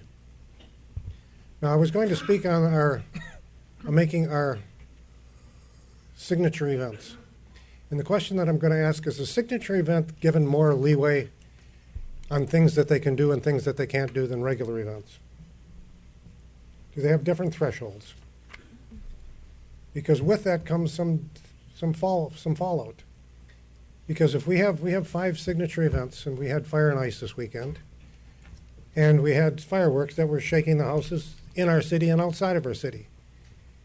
Yet, how can you come back when the Prayer in the Park asks for a permit and people are complaining about a little bit of noise at the park that doesn't even come close to what this fireworks is doing? How do you regulate that? How do you make it fair and non-discriminatory? I mean, if one person can rattle your house and the next person has to turn it down. I think you should look at this when you write these and pay attention to what you're doing, because for each thing that you write, there's an equal and opposite reaction that can come back and bite you. Thank you so much. Thank you. Any other miscellaneous comment this evening? Going once? Going twice? Thank you. Next, we'll move on to approval of the minutes. Consideration of the minutes of the regular meeting of January 9th, 2017. So moved. I have a motion by Councilmember Peterson. Do I have support? Support. Support by the Mayor Pro Tem. Any adjustments or comments?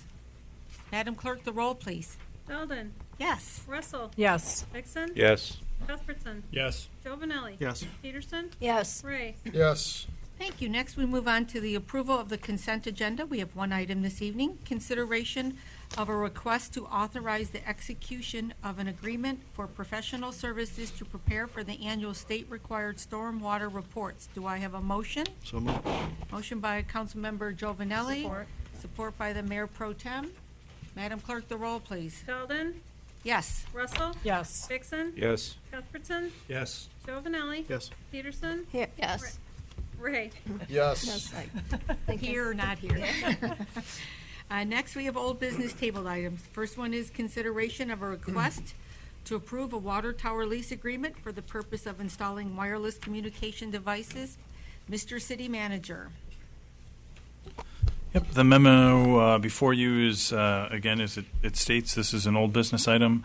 Council last discussed this on December 15th, and at that time requested the city attorney to review the draft agreement.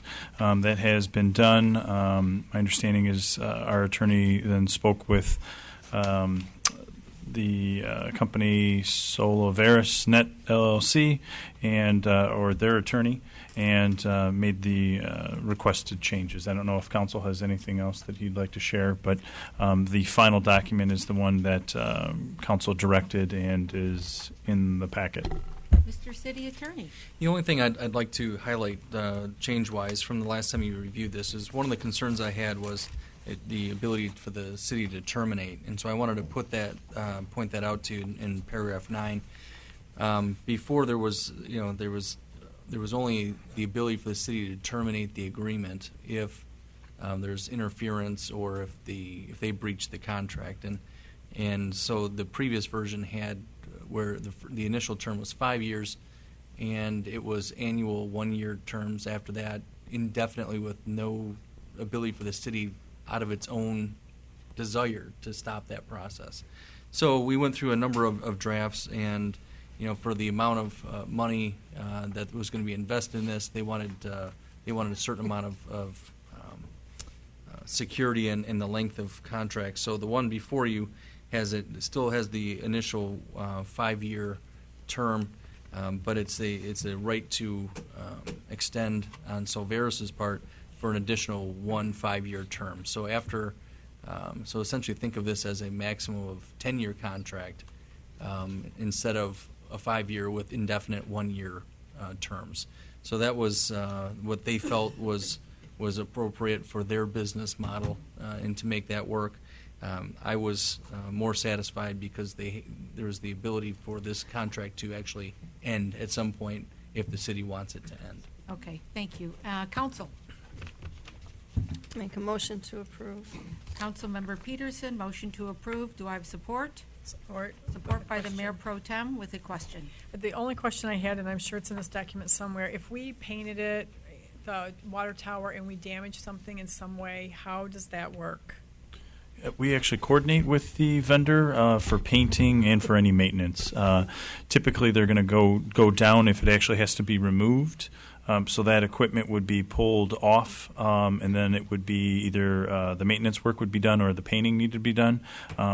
So we have a mechanism to work with the vendor so that they have any temporary signals that they have to, the equipment that they have to set up for, typically it's 1 to 3 days, so that their customers are still in effect. But we have a maintenance component in the agreement. There's a phone number that they'll call us if they actually have to come perform maintenance on their equipment. However, if it's our tank that we're just going through our normal 15, 20-year cycle to paint it or to provide the maintenance, we have a mechanism to work with them as well. Okay, so I was thinking like painting or power washing if we damage something. I didn't see anything in here, but if the attorney thinks we're covered on that, we're good. Yes. I mean, if we damage something, Yes. other people's properties, same we'll be responsible for damage that we cause. Okay. Any other comments from council? Madam Clerk, the roll, please. Sheldon. Yes. Russell. Yes. Vixen. Yes. Cuthbertson. Yes. Jovinelli. Yes. Peterson. Yes. Ray. Yes. Next, we have continued consideration of a revised special event policy. Mr. City Chief. I'm making up a new title for you. There you go. Thank you very much. Good evening. As you know, we're considering our discussion from 2 meetings in December. My goal was to try to take some of the comments and suggestions that we had that came out of those 2 meetings and to look at some suggestions going forward with an attempt to bring some closure to this issue. One of the considerations that came up was what would be the impact of the 75% reimbursement plan on some of our larger, more substantial events where that cost is and reimbursement is quite large, and also those events where the contribution back to the community is also quite large based on their prominence and give back to the city. So with that in mind, there was a consideration to create basically 2 tiers of events that are where cost reimbursement is under $5,000 and events that are over $5,000, which would affect Art and Apples, the Brooksy Way, and the Christmas Parade as events that would fall into this higher tier of events. And to create a pricing strategy or reimbursement of 50% of all costs for those more prominent and higher cost events. We also discussed what is a special event and how do we define it, and when do we request a special event application to be submitted. And so I tried to look at the ordinance itself and what guidance is provided in the ordinance, in addition to just our experience over the last 8 years of organizations coming to the city, working with them and trying to determine events that can be held with or without a permit. We have been able to do that over the last years without reported concern of events that either went off and we felt someone said, geez, that was a big event that happened last weekend. Why weren't we aware of it? Why didn't we receive a special event application for it? Likewise, I have not received events that or organizations that came forward and said, to me at least, that was particularly troublesome to go through the process and felt that it was unwarranted.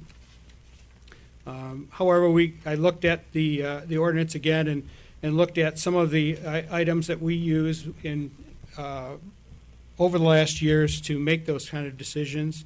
And we try to look at events and look at the effect on public property, general public, including noise, adequacy of parking, vehicle circulation, pedestrian movement, and estimated use of city resources as a criteria.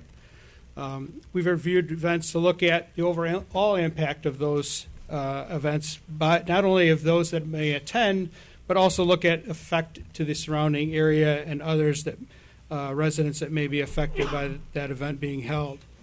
We look at the parking impact, and we've always required events where parking is eliminated, or the change in the routine business use of the property is changed to obtain a permit.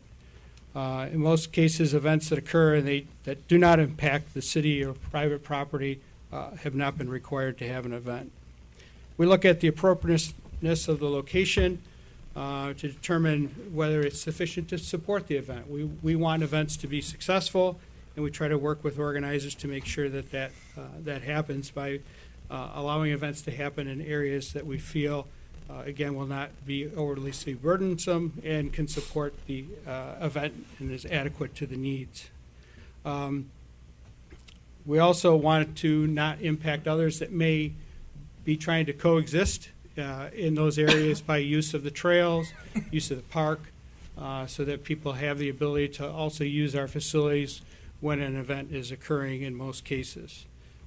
Obviously, the greater that conflict would be the more likely that we would require a special event permit to be held, as much for notice as well as, again, making sure that we try to instill that in the organization to have that happen where people can continue to use our facilities. We also look at the general health, safety, and welfare and what's the best interests of the city and its residents and general public. We've considered the number of participants that attend an event, larger attendance, more likely to require a special event permit. and in general require applications that have large tents, because we have a concern, obviously, for those participants to make sure that they're under a tent that's properly put up, that it has flame retardant materials, and is sound and safe for those that attend the event. And we include that information in our special event application packet. We generally do not require special event permits for private parties, graduation parties, garage sales, special sales, or business openings. However, we look at events such as the St. Patrick's Day event at O'Connor's as an example of some area where private property is used, but based on tenting and the elimination of parking would be an area where we would require a special event application to be filled out. Some other events where we haven't required it is we've had some rather large family reunions that have happened in the park where we haven't required a special event application. Crittenden Hospital has patient events that occur there. We've had sales events. We've had events where a store has had one-night valet for an activity, something of that nature, where we've done that by administration review, but we have not required a special event permit for those type of situations. We also look at movies and film shootings. Those are not considered events, but are handled in our separate application and permitting process. We also were asked to look again at the signature event process, and in reviewing that further, it was administration's suggestion to remove that from consideration at this time.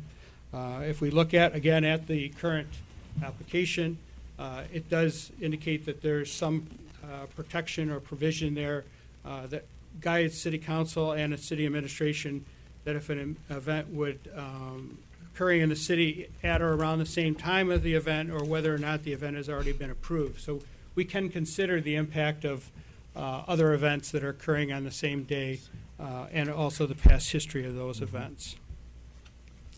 Also submitted in your packet is an event calendar, a sample of which we propose to use. We tried to use something that would not be overly burdensome to be continued into the packet probably most weeks, particularly throughout the summer months, that would include the events and the months that they are occurring, and a brief note if there was any concerns with reference to conflicts and why we chose to recommend approval for those events. So to follow up with our recommendations at this point was to confirm the reimbursement direction on that was proposed on December 12th. To also consider the second tier of events for events costing more than $5,000 in reimbursement, and to have reimbursement be at 50% of all costs, to eliminate the creation of signature events, to accept the proposed calendar that is before you. We would then, based on your discussion, work with the city attorney to bring back a proposed ordinance with any changes that are considered and approved this evening. And that we also, based on the timeline of where we're at now and the fact that we would be still coming back for future ordinance consideration, and the fact that we have a steady flow of applications coming in for this year, that we look at this beginning January 1st of next year, which would allow organizations to properly plan and not be caught short this year for extra costs that they may not have planned for in their budgets and planning for this year. Thank you, Chief. I'm going to go ahead and open it up for any comment on this item, public comment at this time.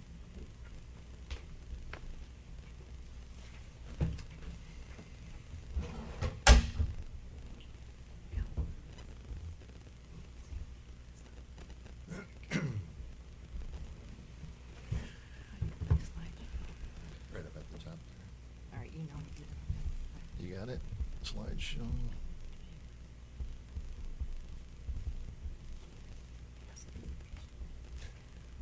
Hello, Mayor Dalden and council members. Good afternoon and good evening. My name is Chris Tanana. I'm the treasurer and also a board member of Pink Creek Center for the Arts.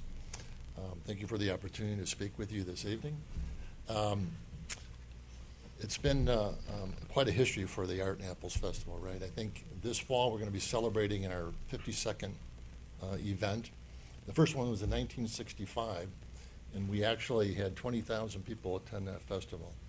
This last fall we had 85,000 people. And I'm not sure which number is really more remarkable. 20,000 people 52 years ago in this area, that's a lot of people. But at the same time, 85,000 people will fill Comerica Park twice. So that's a pretty big visual. We have that many people coming through this area just for that one festival. It's become somewhat of a tradition, I think, residents attending and families attending the Art in Apples Festival. And that's probably true for many of the other festivals and events we have in the city, right? I think we touched on a lot of them today. Some of them are older. The parade is 65 years old. The other, a relative newbie at 9 years, I think, is the Fire and Ice. But I think all of these events really make for a pretty remarkable experience, right, for city residences and the people, the families here. And I think it's what really makes Rochester a pretty attractive town, both to live in, to work in, and to visit. I think it's been a win-win for both the Art in Apples Festival, as well as the Art Center that we have, and also for the city and its residents. You know, on one hand, we have a great venue across the pond here, right? We get comments every year from the artists that say this is the best venue that they have in their whole year, right? And it also provides us with the economic wherewithal to run the center, which is really where we get our funding to provide the classes, the exhibitions, the workshops, et cetera. And then on the other hand, the city and the residents benefit also, right? I mean, you have a world-class art festival, you have a world-class art center in your area, in your backyard, literally in your backyard in some cases. And there's also a pretty significant economic benefit that goes with that. And that's really the point of my next discussion here, and really the point of the discussion tonight, the economic impact of the festival. So this past year, we partnered with Oakland University to do an economic impact study of the Art in Apples Festival. And it was directed by Professor Silberman, who's at Oakland University and heads up the economics department. He utilized some of his majors in economics and finance, and he also utilized the board of directors of PCCA to develop some of the questions. That we were actually the ones out in the field that did a lot of the polling of the information. But I've got a couple pages that really summarize, and I think we provided the full deck previously, right? So I've got a couple pages here that really highlight the key aspects of the study. So I mentioned attendance was 85,000. With that, 80% of those attendees lived within 25 miles of Rochester. And then within the Rochester Hills zip code area, we had almost 11,000. So that just gives you an idea of where these people are spread out that are attending, right? The total economic impact of the festival was estimated at $2.6 million. And we'll look at a summary on the next page, but that really breaks down into two pieces. So you've got the economic impact from attendees at $1.7 million. On average, they spend $40 when they come into town. They spend $21 at the festival, $19 at the festival and $21 in the general area. The $19 that's spent at the festival is excluded from the economic impact because that money is thought to leave the area, right? It goes with the different artists as they buy food, they buy art, so that's excluded. But what's included then is the $21 for parking, for food. You know, they don't just stay at the festival. They're out here in the restaurants. They're ordering food. They're ordering drinks. They're shopping in the shops. Parking, obviously, gas. So it adds up. Additional economic impact generated from the artists, the food vendors, sponsors, performers, PCCA operation expenses totaled $949,000. So overall, a pretty big impact, but not surprising if you've got 85,000 people coming into a city like this. I noted on the bottom, the favorable impact of the festival on Rochester, commercial property values, and taxes, the related taxes, and state shared revenues is excluded from the economic impact study because I don't think Professor Silberman really has any way of estimating what that is. For one event, I don't know what that would be, but when you add up all of the different events and festivals that we have in the area, obviously it's a pretty big impact, and I think those line items are, well, property taxes is your number one revenue source, but I think state shared revenues is probably up there too, right? If I go to the next page, it talked about a summary. Not for us. Not really. Not really. I go to the next page, so I talked about the 85,000 people attending, we've got 40 per person. That comes to 3.4 million. You back out the amount that I mentioned is spent at the Festival for Art and Food, so you're down to about $1.7 million. Now, there's an adjustment, so there's a retail margin that's captured locally. So if a restaurant has to buy food, there's an assumption that they're buying some of that from outside of the area. The area, I'm talking about the greater Rochester area. So you factor that down. But then at the same time, there's an indirect and induced impacts multiplier. So that dollar is spread around some of the other local areas, right? And that adds another 0.28%. I'm sorry, 28%. So again, the total's about 1.7 million. And then you add in the other categories that I mentioned. Artists, I hear they're in the hotels, whichever ones we have, it's booked.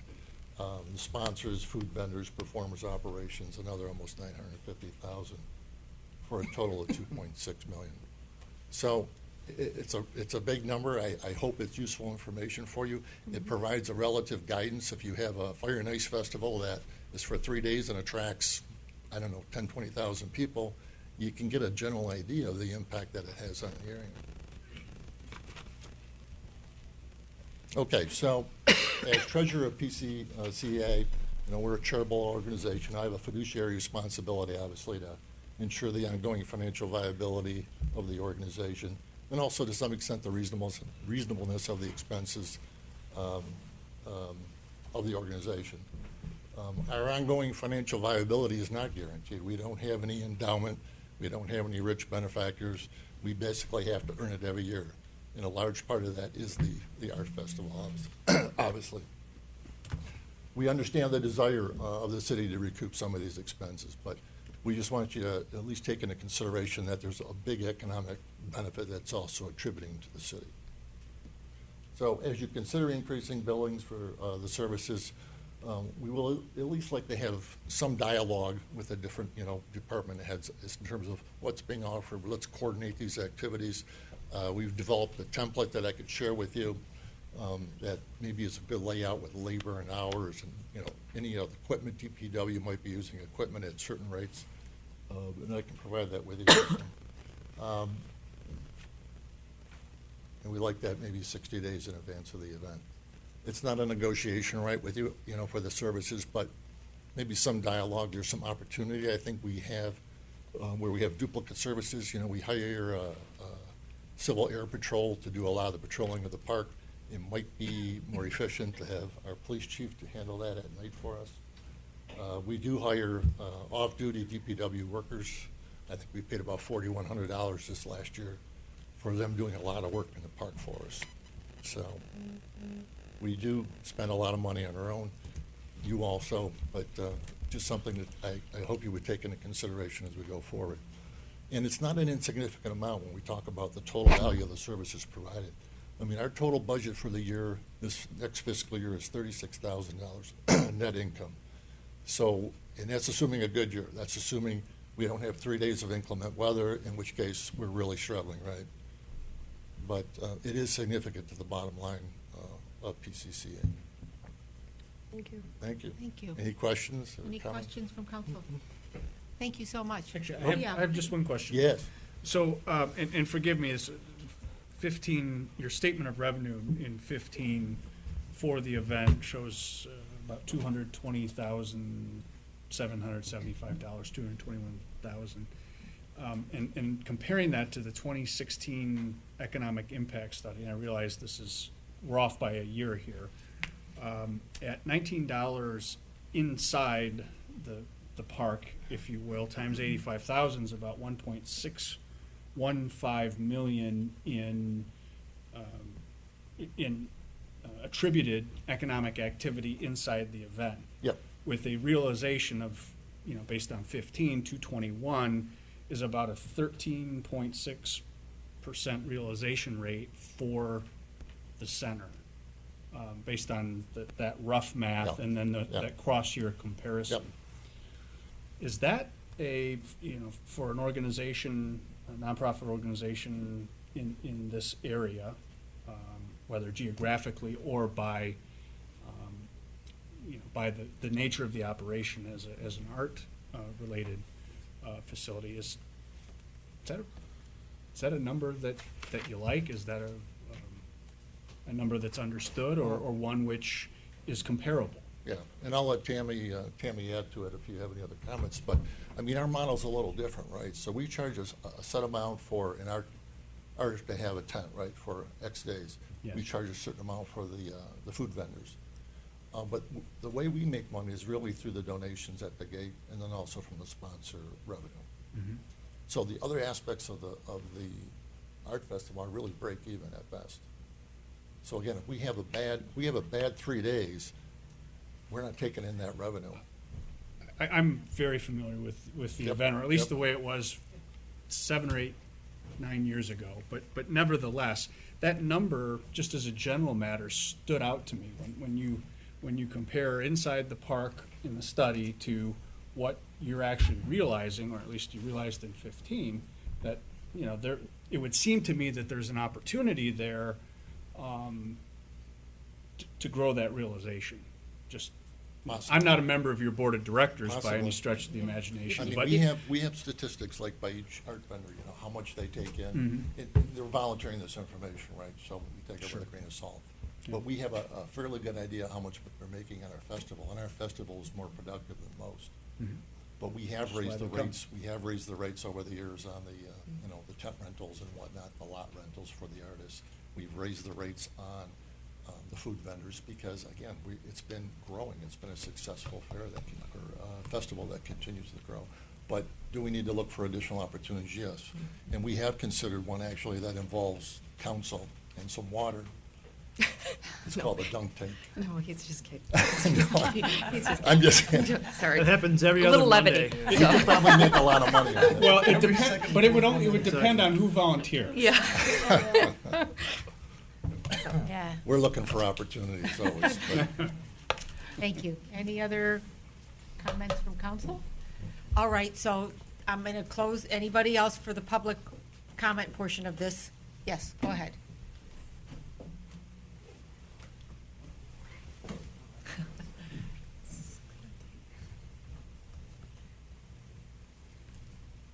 Good evening, Mayor, Council. I'm a little nervous. I'm Celia Domilowski. I'm with the Rochester Lions Club, and the main event that we do in Rochester is Rock and Rods. It's normally the second Sunday in August. Oh, excuse me. And this will be our 18th year. We already have our application in to the chief. I'd like to thank the city, first of all, for allowing us to do it all these years. It's been a pretty successful event for us. Of course, then you went and took away about 200 parking spaces from us when you built that lovely parking structure. So that also cut into our bottom line. And so the idea of, again, paying additional fees for us is a little disconcerting. It won't stop us from doing the event because it's something we enjoy. It does bring people to downtown Rochester. And I have to say that over the years, I think we've had a very good working relationship, but would like to consider, and again, we don't compare in income to Art and Apples, but we do, we don't have any overhead as far as salaries or only advertising expenses. And then we do support, aside from the Lions Charities, Leader Dog is our main focus, but also the food pantry, neighborhood house, and the community house are on our list. So that gets impacted as well. Okay. So, thank you. Thank you so much for coming up. Any other comment on this item? Council? Any comments on the chief's report and how we'd like to move forward on this? The Mayor Pro Tem. Thank you, Chief, for your report and coming up with the 50% with the revenue over 5,000. That's a good starting point. On the calendar, I appreciate that too. Is it possible that we could put a line in the time So when these events, so we can see what chunk of time, if it's like an all-day event or if it's just a couple-hour event, so that we could see, because possibly there could be 2 events if, do you see what I'm saying, as Sure. time-wise, if we could Yep, just we add can that. add that. So I appreciate that.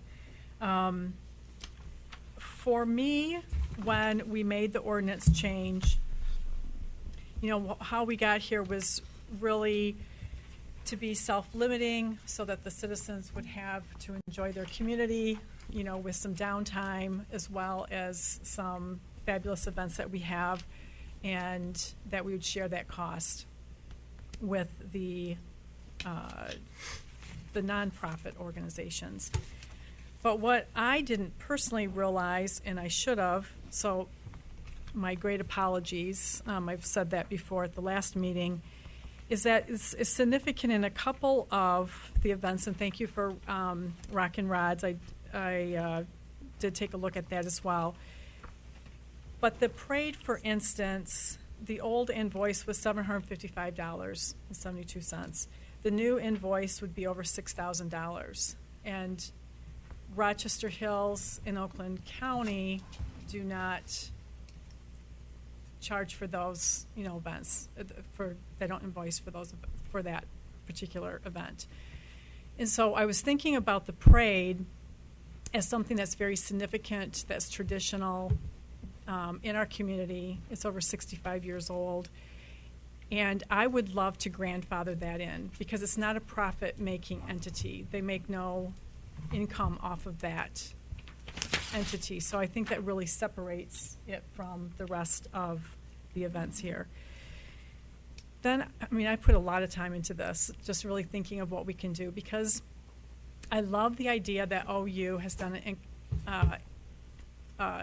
economic impact, because it really does impact positively to our community in many ways. It's a tradition in many ways. And so one of the ideas I came up with, and I like that you're giving us a little bit of time, so you're starting it in January of next year, but what if we had some kind of economic impact credit, so that there would be some kind of a credit if there's so much impact, analysis, and of course we'd have to prove it through the council, but I'm just trying to give us another idea of how we can still support these traditions, something that the community expects, that gives us great economic value, but possibly do it in a totally different thought. And then, one of the things I asked for was the invoicing. And so maybe, one of the things I noticed is, when we invoice, we're invoicing benefits. Well, we have to pay our police and fire no matter what the benefit is. It's just like we pay Blaine's, health care. So we don't segment that out or cross-charge. It's that benefit. So maybe there's, a few little things that we could tweak, over time with that invoice charge. So those are some of the things that I noticed when I was looking at these signature events, because I'm looking at 3 significant things. One is, does it have historic value? And what is our pricing going to be on one-time events, such as the bicentennial? How is that pricing? So we have a separate budget for that. Right, well, but it wasn't, but that was one of the questions that was asked. Well, we called that out in the last meeting as a concern that those would, and frankly, taking this out to January 1st of next year would accommodate most of those issues. But to look at the bicentennial events separately and kind of off the books with regard to this event reimbursement. Those events are city-sponsored events, so they would cover under the plan that we already have in place or by motion at the last meeting. But the suggestion was not to take those against the $40,000 cap because of their significance and the fact that they are a one-time event. They're not going to be coming back for a very long time. Right, for a very long time. Well, and what spurred that question, I don't know which page it was on in our packet, but is if we have historic one-time events, I don't know what they would be for something in the future. I don't know what that would be. But, so I'm just looking at 3 factors. Is a historic kind of event? Is it a community tradition? And is there economic impact? Those are the kind of 3 markers that I'm setting for these events. And And so those are the things that I think that we should take in consideration at the council level. Okay. Councilmember Vixen. Yes, I agree with Councilmember Russell on grandfathering the Christmas parade, and to me, the other historical event that's a big deal in this town that's gone on for 52 years is the Arts and Apples. So, to me, you know, we talk about special event, how do we define it? Those two are pretty clear to me. Those are big events in town. I mean, Fire and Ice is nice, but that's been 10 years, and some of these other events have been shorter. So, I mean, you know, we get a lot of value for both those. Those are big events. Those are on TV. We get all kinds of things. So I think for those two events, you know, I think the taxpayers of the city would pay for these things, pay for the police and things like that. So I think we can do both those events and still be cutting costs and still be, you know, cognizant of that. Thank you. Councilmember Ray.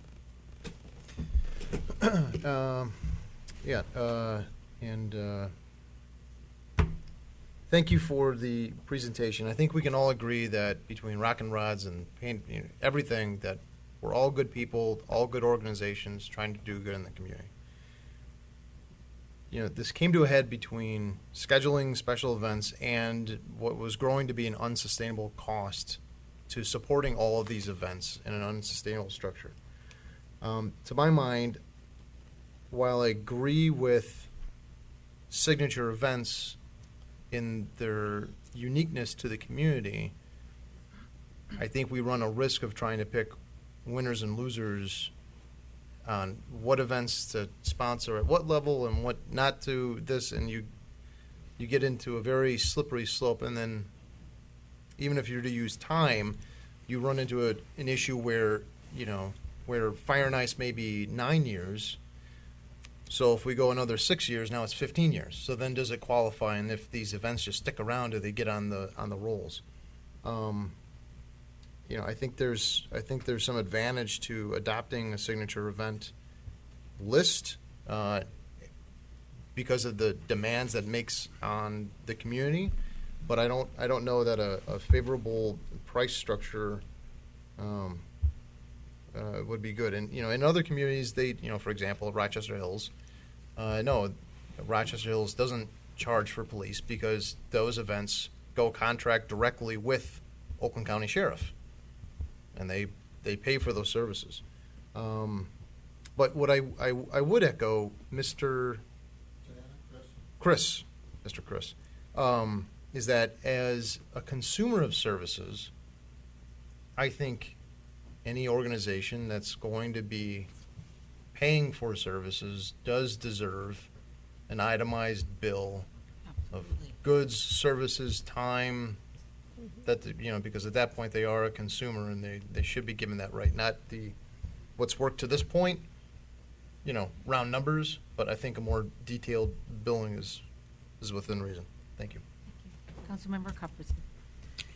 Yeah, I think Councilmember Ray has it entirely right, and I do note a few of my colleagues are feeling very generous today with their tax dollars, but that notwithstanding, I think the idea of granting signature events and some sort of grandfathering or preferential pricing associated with that is too much in a sense that if we're going to create these as signature events and say these days nothing else can occur because we want to preserve the integrity of these events, simultaneously limiting what the city can recover against significant costs seems a bridge too far for me.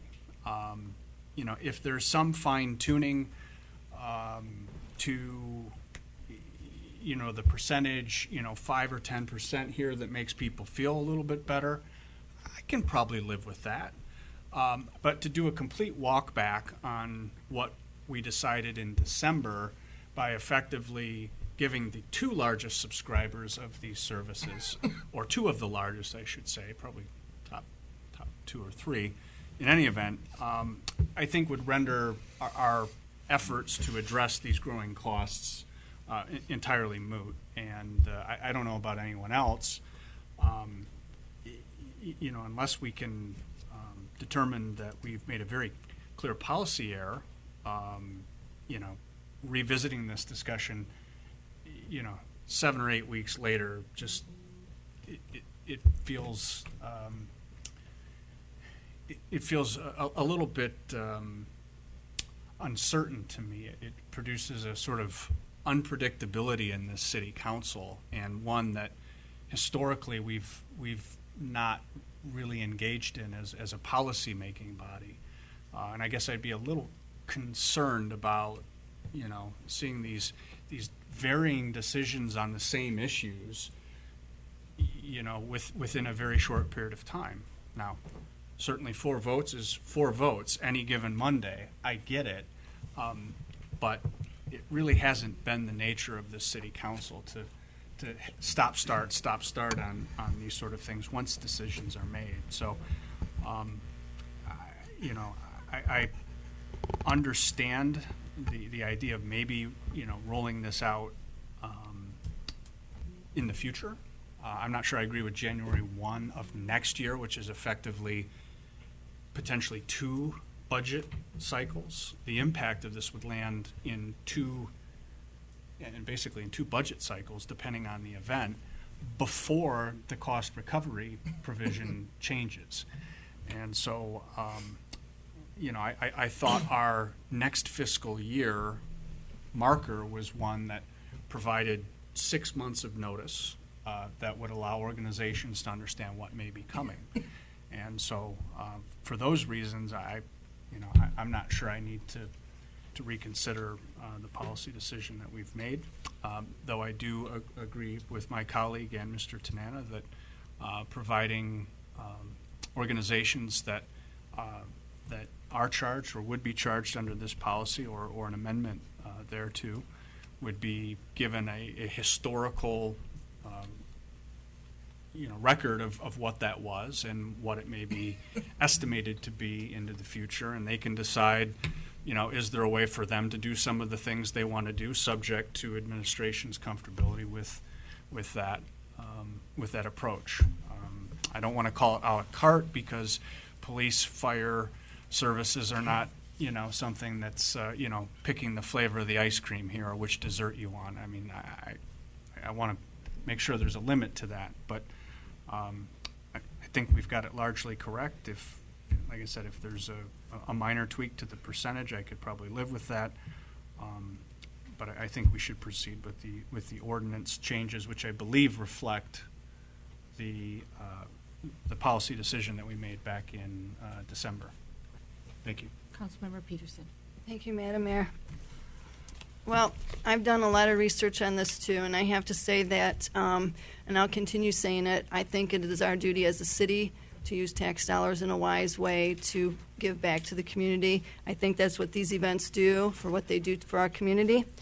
And I do have a few questions because I don't like seeing that it's been put in that we should be having GuideStar put into the ordinance because it is just a pay-as-you-play type organization. For like putting your, anyone can put their information in there. It's not really overseen by anything from what I found doing the research of that. I do think that the Christmas parade being a major, being held by and taken care of by major sponsors in the area, our own community members that from many businesses is surrounding us, I think it's wrong to put a price out there on that event that is going to take away or add to what the sponsors are going to have to pay for it. I do think that we need to look at what it's going to cause the county to do, and if Mr. Brooks Patterson will end up, wanting to move his events somewhere else, if he's going to start being charged, and if nobody cares about these things, hey, so be it. But I think that you're going to regret it in the long run not giving back to the community. There's a lot of communities around right now that give back, and I think that this small number of cost here for what we receive is something that we need to financially look at as being a positive and not a negative, because no matter how much money infrastructure needs are clearly across the whole entire United States, and the moment that we start taking away from what defines our community, as these events do, we're going to lose a lot of that. But I do have another question, because I think signature events, it does state in here that you wanted to take that away and not use signature event and just keep it as a regular event, if I read that properly. I think that when you have these few that are signature events, I think we should keep them. And I do find it interesting that that is a self-reporting system, though, of just putting in all your information into another organization that is not really overseen. And I appreciate everything you've done, Chief. Everything that you've done is incredible to, maintain the city in the standards that we have. And from where I just was, I want to thank you. And hopefully we never have to get to an area where we have to bring in forces outside to help take care of things here. But I just really wish all my colleagues here would listen to the community for what our community stands for. You don't have a successful community when you take away these events.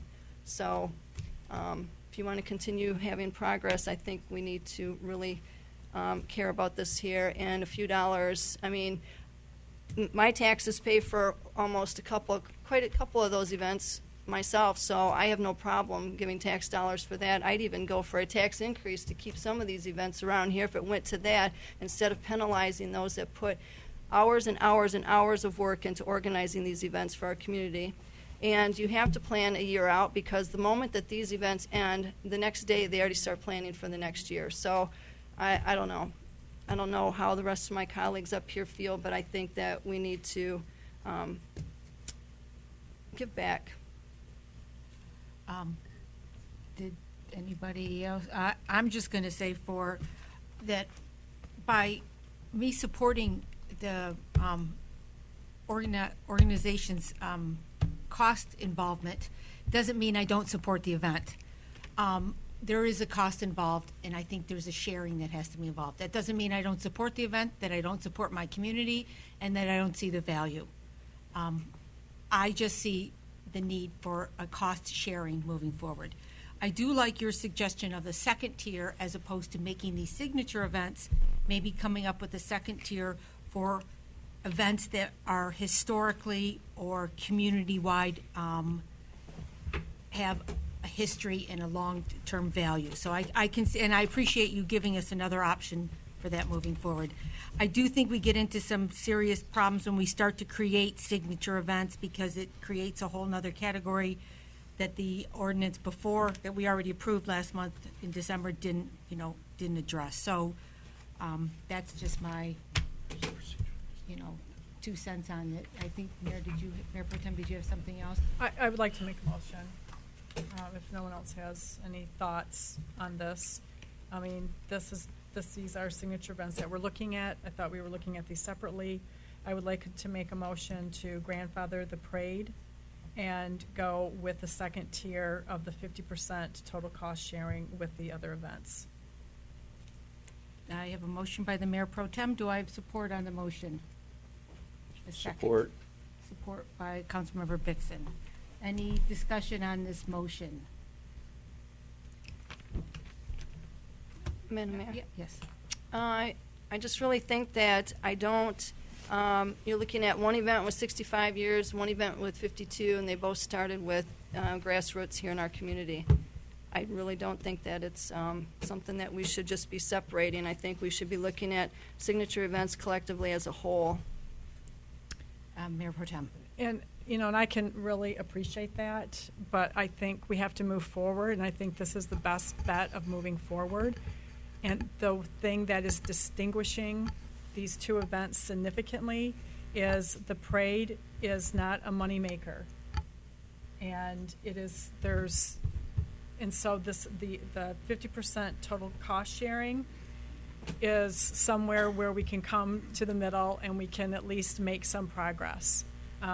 Otherwise, I don't think we're going to be able to make any progress on these signature events, and I'd rather do something than nothing. So I think this is where it can happen. Well, Madam Mayor, if I may. Yes. Okay, so looking at it from that perspective, I can understand it to a point, but you also have to understand that a nonprofit is a nonprofit for a reason. It might look like you make money doing that, but it goes right back into these organizations of what people work so hard for. I don't understand this here, that we're going to penalize nonprofits for trying to have their events to support their own businesses that take care of the community. I really have a hard time with this one. Okay. Councilmember Vixen. Yeah, I would like both as well, but I guess we take what we can get tonight, so I'll try this one. I will support this because I think there is a distinct difference between the two or three with the one. So, and I think it is a compromise that I can live with moving forward. Any other, Councilmember Cuthbertson? We received correspondence from Mr. Mulrennan late today. It appears that we asked this specific question, is the model sustaining? Is it to fundraise for the operations of the chamber? And what we got was, and this question was asked some time ago, as far as the cost of the parade, I would have to look back at prior years to understand the total cost. However, the cost of parade is covered by sponsorships that are secured by the chamber. The sponsorships that fund the parade may or may not be specifically for the parade. So I don't know, based on that statement, that we can distinguish the two organizations. That is to say, Art and Apples and the chamber. I think this eminently muddies the question that, and the distinction that I think some of us may be drawing here. So I can't, in good faith, say this is different than Art and Apples. I wouldn't support the motion as an original matter because we're walking back from a decision that we've recently made. And further, I think that the distinction that we're intending to say has a difference here is not entirely clear based on the statement of at least one person at the chamber. I don't know if, is Mr. Mulrennan an officer? Yeah, he's a director. No. Treasurer. The treasurer. So I guess I take it as, at face value of an officer of the organization, but I don't know if we're going to hang our hat on that. I think we have a responsibility to understand that statement a little closer. So I won't support the motion this evening. Madam Mayor. Yes. And being a prior sponsor within an organization here, in a business in the community that has sponsored the Christmas parade, I mean, they have a list of all different, categories to be able to sponsor this and put this on. And if it's not from the goodwill of the community that puts these on, we're not going to have any of these community events take place. And it's the same for the Paint Creek Center of the Arts holding the Art and Apples Festival. Same thing with that. They get support from that. Everything that goes into this here goes right back in there to even continue doing business here in the community, which they are a tax-paying community. I mean, they pay taxes too here. Mayor Pro Tem. And the other part of the memo is neither Rochester Hills nor Oakland Township charge the chamber for these services. Again, I look at this very differently. I hope that this passes because at least we can get to a place. And I don't feel like we're backstepping. I feel like we promised that we're going to look at the signature events separately, and this is exactly what we're doing. So I'd like to call for the vote. Madam Clerk, the roll. Golden? Yes. Russell? Yes. Vixen? Yes. Cuthbertson? No. Dovanelli? No. Peterson? No. Ray? No. Thank you. Motion fails, Your Honor. Thank you. We'll move on. Thank you, Chief. So now it goes back to the Original, absolutely, yeah. Correct? Correct, Madam Clerk, and yes. So our direction would be to provide you with With the changes with that the were requested ordinance. this evening, which would be date added to the Madam map. Mayor? Yes, let me just clarify a couple things. Date added to the map, a cost reimbursement direction. We would have an updated invoices for everybody that is billed. I think those were the two requests that I heard from the council. Mayor Pro Tem. Another motion on the floor, I would like to put all events at 50% of total cost. All events meaning, All the signature events that are listed you want to, okay. at tier at 50%. So your motion is to make Arts and Apples, Christmas Parade, and Brooksy Way a different tier at 50%. Do I have? Madam Mayor, can we, well, no, I got it, so no support, yeah. Do I have support on that motion? Otherwise, we're going to get nothing, and you're just going to Support. Support. Councilmember Bixson, support. Do I have any comments on this motion? Councilmember Cuthbertson. This discussion is turning into a grab bag. Madam Mayor. Yes. And I'll agree with that with Mr. Cuthbertson just for that comment, only because I think that we're leaving out Fire and Ice, which is part of the county as well with Brooksy Way. So if we're going to have them, we should have all those events listed together, No. otherwise, instead of separating them. She's only listing the ones that are on this recommendation from the chief. If I So could she's. clarify. Yes. The Fire and Ice event was included in the DDA PSD events that are in the $40,000 cap event. So they're not within either the 70 or the proposed 50%. Councilmember Cuthbertson. I'd just like to note with respect to that event that the city was paying to have a front-end loader and dump trucks running to parking lots in other communities to collect snow to bring it to the area where the festival is to be, to have in essence that snow rained out. Now, There's some left, it's in the field. well, yeah, so Yeah, I know. fine event, right? Is that what we intend to do with tax dollars? I mean, we have to have some point where the discussion is the organizations that are putting these things on are picking up some portion of the city's cost. I can never look at that as penalizing organizations. It's simply saying there has to be a relationship between the consumption of city services and what those folks pay to do that. There may be differing opinions on what that ratio should be, but to be fair, to refer to how much of a tax subsidy an organization is getting today versus yesterday, to construe that as a penalty to me seems to lack good faith in the argument. Thank you. Mayor Pro Tem. So this, I'm trying to come somewhere where we're not going rogue like we did with the sewer and water. I'm trying to come somewhere. So, for instance, if we leave it as is right now with no vote today, the invoice for the parade was $755, and the new invoice will be $6,342, with Rochester Hills and Oakland Township paying nothing.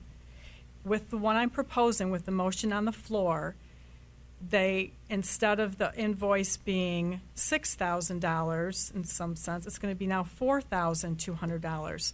So we're making a significant difference. At least we're doing something, because now we have nixed. So it goes back to the old pricing, just so that everyone understands. I mean, I'm doing the very best I can here, people. Well, Madam Mayor, Yes. and I appreciate that, Mayor Pro Tem. The thing is, though, how do you expect the chamber to pay that type of bill, If no we matter don't what do we this, do? It's going to be that. It doesn't matter. It's going to be this anyways. Well, That's what I didn't vote for any of those, so I don't, I'm not going to continue voting to penalize the people in the community here that are trying to do these events to make us a community. But understand that by voting, then I'm calling the vote. Madam Clerk, the roll, please. Dolan? Yes. Russell? Yes. Vixen? Yes. Cuthbertson? No. Chauvinelli? Nope. Peterson? No. Ray? No. Motion All right. carries, Your Honor. Thank you. Clear. Thank you.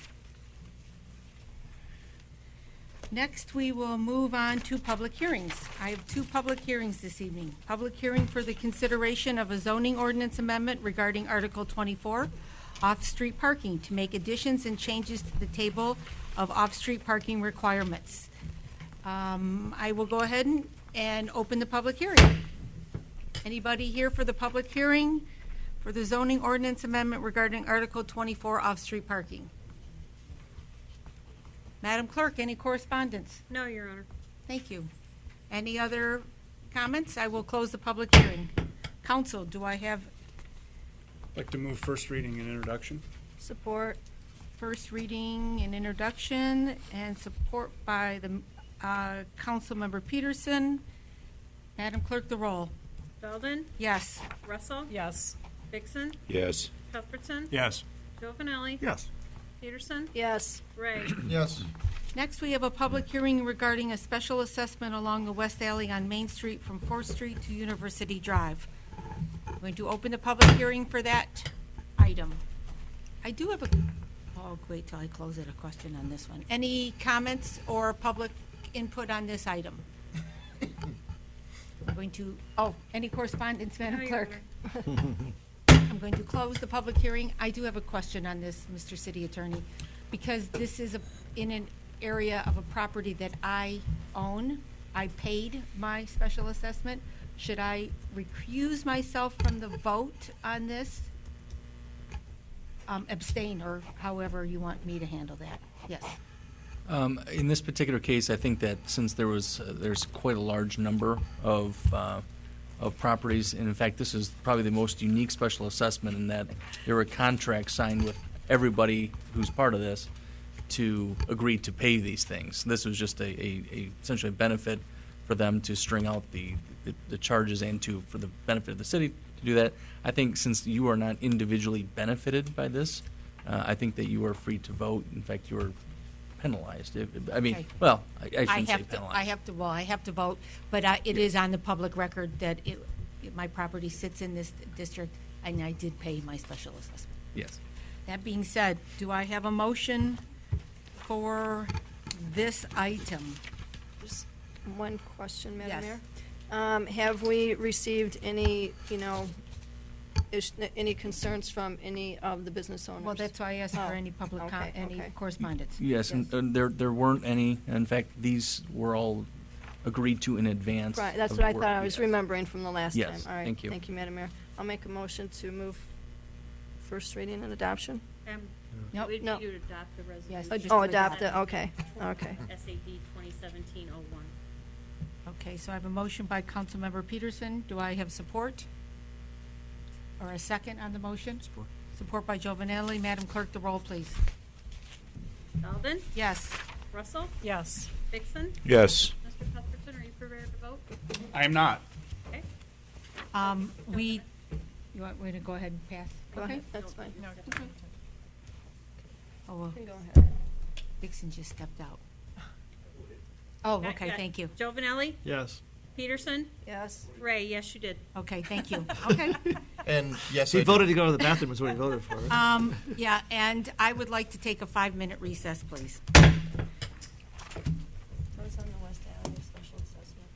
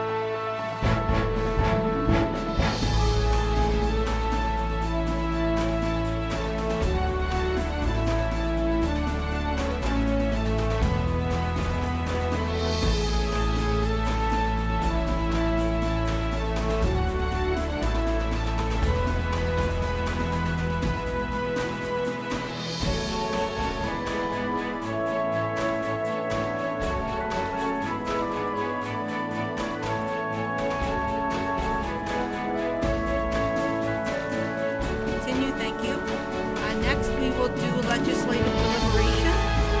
Continued discussion regarding the landmark properties. Mr. City Manager. Yeah, there we go. This evening, there were 3 specific properties: 203 East University Drive, 400 to 404 South Main Street, as well as 303 East University. There was a 4th one, however, council previously allowed a later date due to health reasons. I basically outlined by preparing from the Historic District Committee the 3 histories on these specific projects, addresses, as well as in the back there was notations, the very last 2 pages, one from the property owners of 203 East University Drive and 303, as well as the attorney or law firm representing the 400 through 404 East Main Street. Both of them were asking not to be included as a landmark in designation. Council. Oh, wait, do I have any public comment on this item? Ladies and gentlemen, out of respect for the time and your patience and the hour, I will only say that you have our objection in your packet, and it remains unchanged. Thank you. Thank you so much. Yeah. Bravo. Yeah. Council. Respect. Madam Mayor? Oh, wait, go ahead. Maybe just to note for the record, Oh, if you could give me your name and which property, sir. That would be so I mean, we know, but the record needs to know. Mark Smith, 303 East University and 203 East University. Thank you. Thank you. And I know one you're okay with and one you're not. Am I correct? Yes. Well, we're going to get consensus on this one. I'm sorry. We opted in for the 203 East, but that has nothing to do with the historic No, it landmark doesn't. designation. We're not That's separate. going down that road tonight. Right. So we object to the historic landmark designation on both properties. Thank you. Okay, thank you. Could I ask a Yes, absolutely. procedural question? With having noted that one of the 2 properties has been created into a local historic district, under the way that the ordinance is written, or the discretion afforded council, could we, and then ultimately council question, should we not place a property that is in a local historic district simultaneously into the category of landmark property? Are we afforded the discretion under which to make that distinction on the ordinance?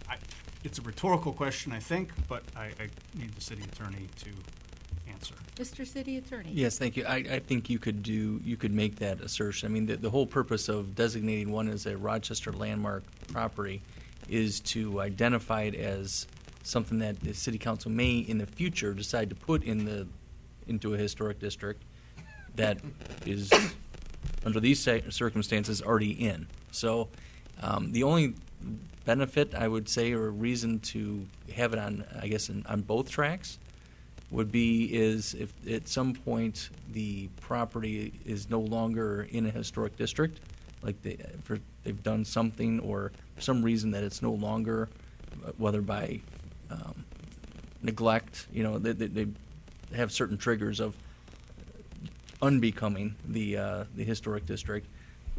But I think that would be so remote that would happen, and then the city council would then want to then have it flagged, because that would be contrary. So I think that would be a very easy connection, that if a property is already in a historic district, that it should not also be on the Rochester Historic Landmark list.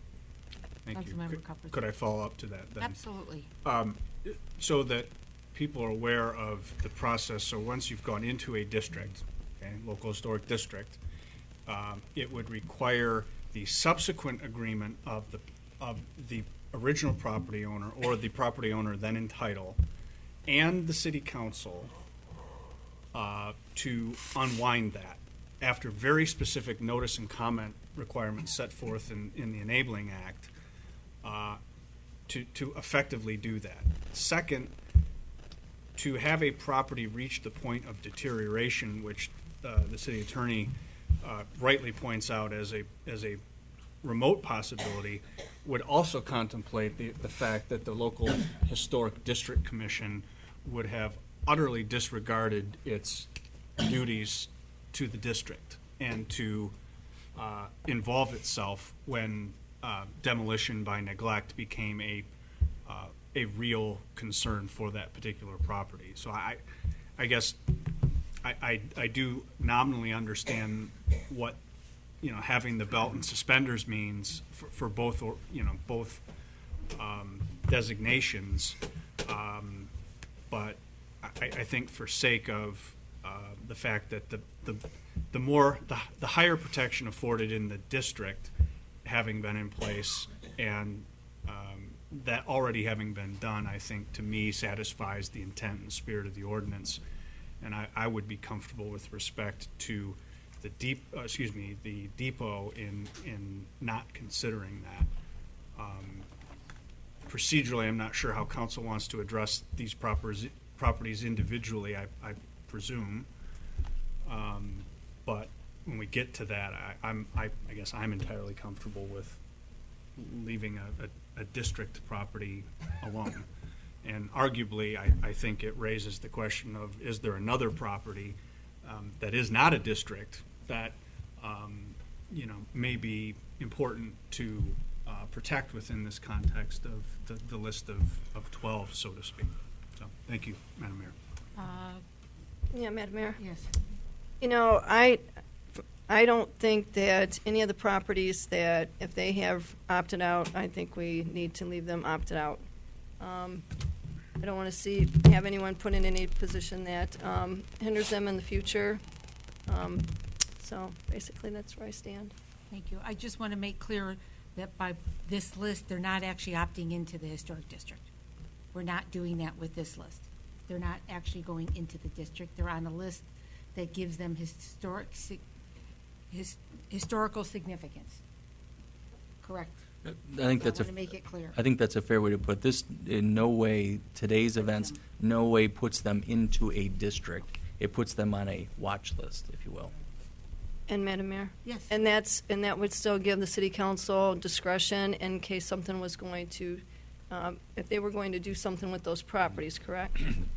It would flag those properties and it would come to council, and it would be council's prerogative to deal with the permit or the issue or whatever is going on at that time.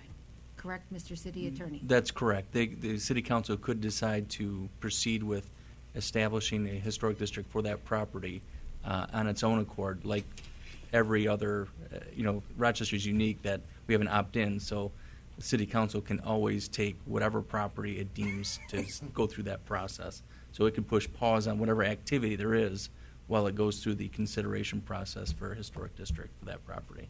Thank you. But this does not put it into a historic district. Okay. Councilmember Benson. Yeah, I'll be brief because it's late. We talked about this last time. If they don't want to be in it, they shouldn't have to be in it.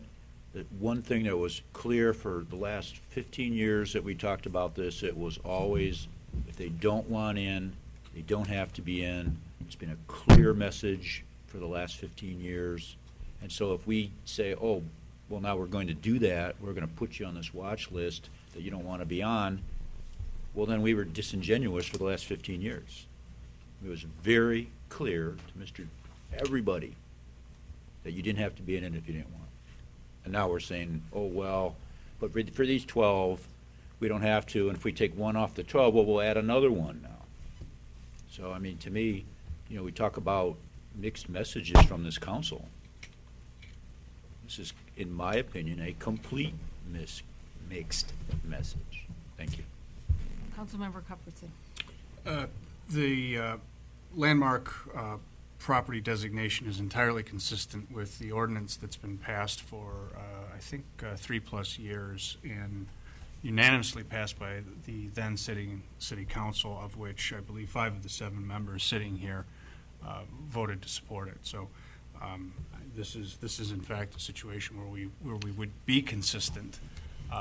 The question that I think we've asked for in prior meetings is, does anyone have quarrel with the suggestion that these properties lack the historical significance that the Historic District Study Committee has presented in its detailed reports to council? Is there something in these reports to be refuted that are inaccurate or in some way misstated that should be so material to this body to disagree with the recommendation that's been presented? That's at least how I look at it as to the evidentiary question before us.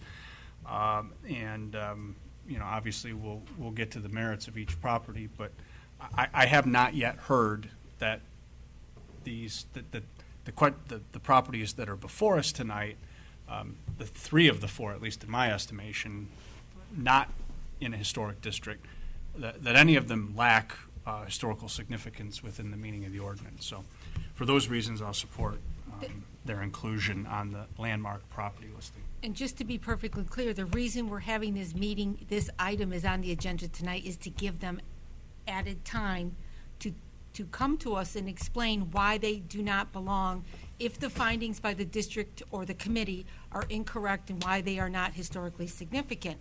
People have provided their information, and now it's time for us to either leave them on the list from the committee's recommendation or take them off based on the information that was given to us this evening. So I'd like to know if we would move forward on each one of these. I will ask for address 203 East University Drive. And I think Councilmember Ray. I'm sorry, could we add the friendly name of the property to save from Absolutely. flipping through?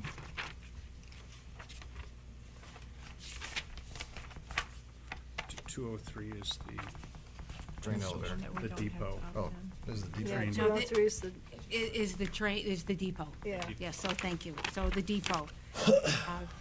And I think we had a suggestion from one of the council members that one we could leave off because it's already in the district. correct. Yes. I'd like to make a motion which finds and determines that the city council, having created and noted this property's prior inclusion in a local historic district, hereby declines to include this particular property into the landmark property designation for the reasons that the legislative purposes of the ordinance relating to historic preservation have been met, and therefore we decline to act for inclusion on the historic landmark historic designation. List. Do I have support on the motion? Support by Councilmember Ray. Do I have discussion on the motion? Mayor Pro Tem. So we're just opting out. We're going to go through 203. each one for right now. We're going through. Isn't that what he just? Yes. He's Make a opted out, just 203. opted out. It was only as to 203, making a finding that this is Right. in a district. We're not doing oral. Well, I'm going to go. We'll get to through. those. Madam Clerk, the roll. Golden. Yes. Russell. Yes. Dixon. Yes. Cuthbertson. Yes. Jovinelli. Yes. Peterson. Yes. Ray. Yes. All right.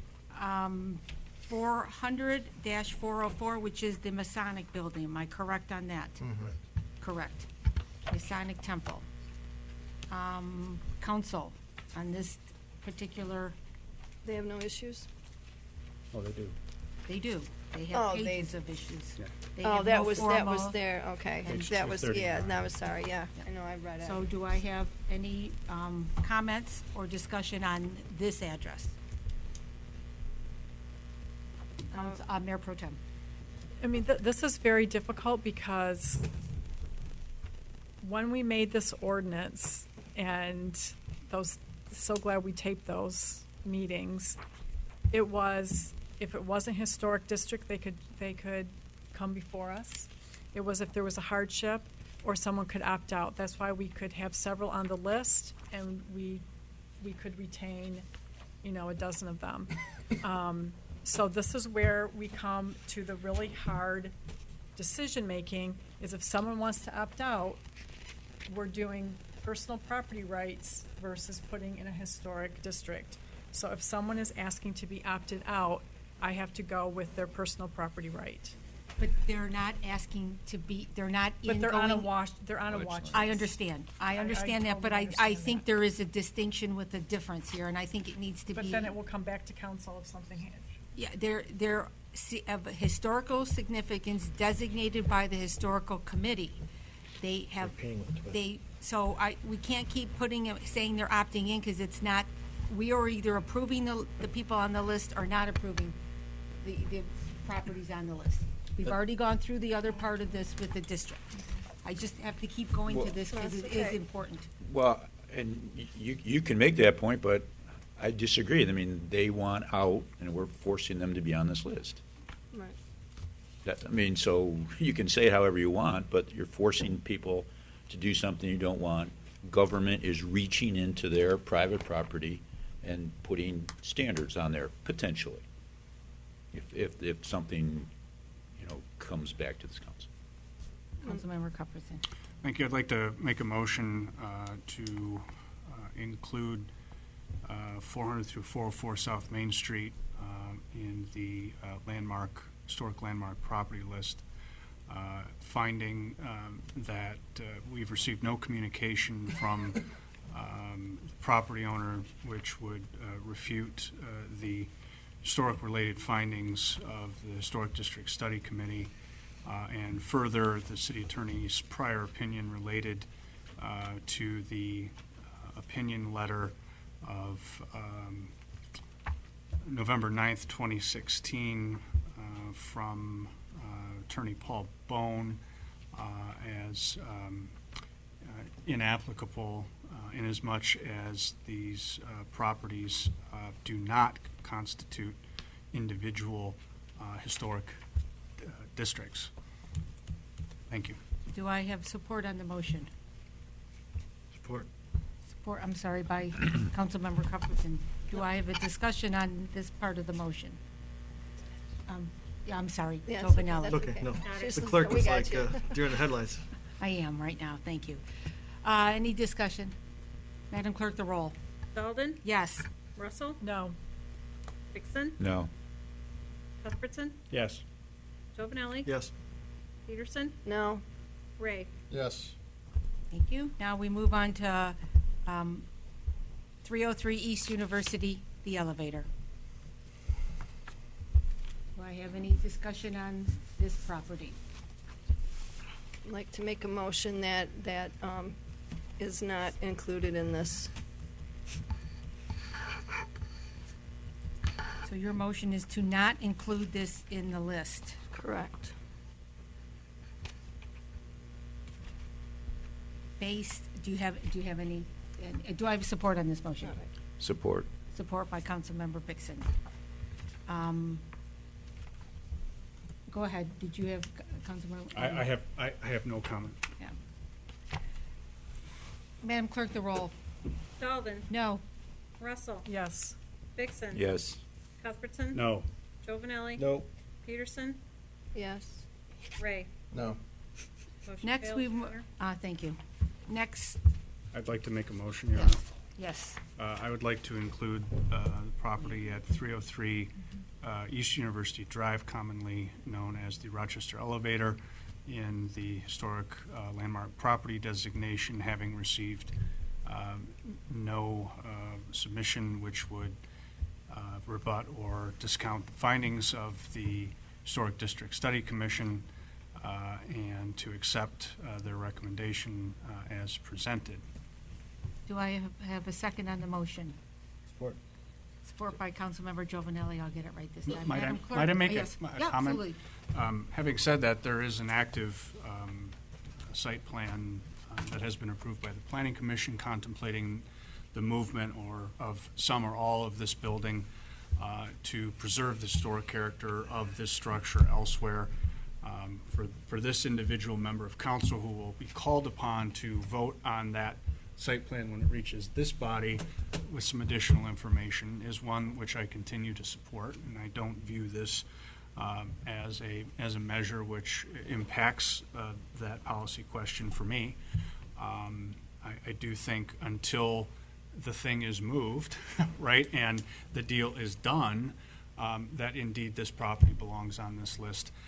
I don't think that there could be, well, there's a handful of buildings that, as we saw in the report, that fall into the historical substance of this particular structure, and until the deal's done, I do indeed believe that this should be included within the landmark property list. Thank you. Madam Clerk, the roll. Dalden. Yes. Russell. No. Vixen. No. Cuthbertson. Yes. Jovenelli. Yes. Peterson. No. Ray. Yes. Motion passes, Your Honor. Thank you. Next, we will move on to reports and regular business. We have a year-end tree removal report from the Deputy City Manager, Mr. Banda. You can take a quick look at the numbers. The trends are going down, so we're having less people seek to remove trees. I think a lot of the prior years were dead and dying trees, and that seems to be leveling out. So nothing unexpected right. in the report. Thank you. Next, we'll move on to a tree report regarding 537 Harrison. Mr. Banda. At the last meeting, council heard from Mr. Pass about his objection to being fined for removing 2 silver maples. He stated his case. I told you I'd get you the facts in my report. He asserted they were diseased. You can't tell if they're diseased if you can't see them laying on the ground. They look like normal silver maples from aerials. Silver maples don't always look really healthy when they get that old. Don't know if they're landmarks or not. They certainly met the diameter to be a landmark. They would have been evaluated. Again, I didn't want to call him out at the meeting, and if he's watching, that's fine. We told him there would be a hearing tonight, or a follow-up report tonight, that one of the trees, there was no way it had to come down. It wasn't close to the footprint of the building. He admitted that at the time. At the meeting, he didn't say that. He said they're both diseased. He was going to take them down. So I stick by the ordinance. The other people on Alice paid the $8,900 admitting they were wrong. The contractor called me and apologized. I know Mr. Pass said he can't get a hold of him. Well, he returned my call immediately. He made a mistake. We have an ordinance. If we waive this for the only reason of he's building an $800,000 house, I think we set terrible precedent, in my professional opinion. Our ordinance is solid. We've only had 2 people in 7 years violate this ordinance. And that's a violation, and I feel that the price it's reasonable. We will give him credit for any trees he plants that are 8 feet tall evergreens or 2.5-inch deciduous. We will refund him money because that money is just sitting in the tree fund. We don't spend it on anything else. It's only for trees. That's my report. Thank you. Councilmember Cuthbertson. Procedurally, in addressing this, we had an appeal request. Yes, of correct. the administration's determination and a request to waive the penalty. Is that correct? Correct. Yes, correct. Thank you. Yeah. Mayor Pro Tem. So we need to make a motion to deny the appeal. That would be appropriate. I think that would be I would in make order. Okay, so moved. Support. A motion by the Mayor Pro Tem, support by Councilmember Cuthbertson. Madam Clerk, the roll, please. Dalden. Yes. Russell. Yes. Vixen. Yes. Cuthbertson. Yes. Jovenelli. Yes. Peterson. Yes. Ray. Yes. Thanks. Thank you. Next is report regarding the Community Development Block Grant required 8-step process. This is for informational purposes. If I'm correct on that, Councilmember Cuthbertson, I think you're one that asked for this. Thank you for So does Thank anybody you. have any For an questions? 8-step process? It's like my diet. Next, I have a receipt, report from the DDA and PSD. I was the DDA. It was a pretty short meeting. We just went over what we're getting ready for budget. We got an update from the PSD, some new ideas that they're going to do moving forward. And we have our goals and objectives this coming Saturday. Yes. Thank you. PSD, Mayor Pro Tem. Yeah, real quick, we just went over goals and objectives as well. That will be, I think the DDA did see some of the things that we highlighted. One of them was to kind of revamp the Big Bright Light Show. And then in February, we're going to come back and take a look at what we can do in the spring. Nick, was there anything more? New business for referral and miscellaneous, Mr. City Manager. Thank you, Madam Mayor. The first item is the receipt of the check register. We had 2, January 5th and January 12th. Next is consideration of the Finance Director's quarterly city financial reports. That's actually contained within the City Manager's updates. I will highlight a few other items underneath the miscellaneous component of the City Manager updates. First one is an update on our ERP software. We did receive 3 responses. The Finance Director and our Assistant Finance Director are currently evaluating and going through demonstrations on those. Next, our upcoming budget meetings. Below are the dates. It's listed in the packet, but the upcoming one is on Monday, January 30th, starting at 7 p.m. That's going to be focusing on the city's core budget, so that will be here at City Hall. We'll be posting that agenda shortly. The other meetings are in February, Saturday, February 11th, starting at 8:30 a.m. And goes until noon. That focus is going to be on infrastructure and financing. That's going to be over at the fire station. Any follow-up on miscellaneous items in regards to the budget request would be at the City Council meeting on February 13th. And then there's 2 dates in March, the 4th and the 21st, if needed. The final items. Yes, absolutely. Could I note 2 things? In years past, we've received, prior to receiving the core city budget, we've also received a sort of a macroeconomic worldview. That is to say, where our property tax value is headed, what building permits are, have been issued, what are we expecting, what's coming online from a taxation standpoint, what, how much uncapped value under Proposal A exists, what are the general trends in, in expenses at a very high level, so that when we're making individual decisions on line item budget matters, that we have a broader sense of what's happening. And I understand, when I see what the document that you hand us, your cover memo may do just that, but I certainly think that's been helpful for me in making good contextual decisions. So the second thing is I will not be here Saturday, March 4th on vacation. Thank you. Thank you. Noted, I actually met with the finance director and assistant finance director as well as the executive assistant today. We were going over those high-level things this afternoon, so we'll be including that in the memo. Thank you. Thank you. Final 2 items were the Public Works Needs Assessment. The SIDOC group will be coming on February 13th, providing an update in their final report. I do want to highlight we do currently still have a few positions open. That's our Public Works Director. There's a full-time public service worker position and a deputy city clerk position. All those are posted on the city's website. And finally, Deputy Manager Banda is going to provide a brief update on our Bicentennial Plaza project. And I think he's pulling up a photo of the actual, kind of a rendering of the actual plaza. If the computer didn't get tired, I guess, and it's going to hit no. Yeah, decline.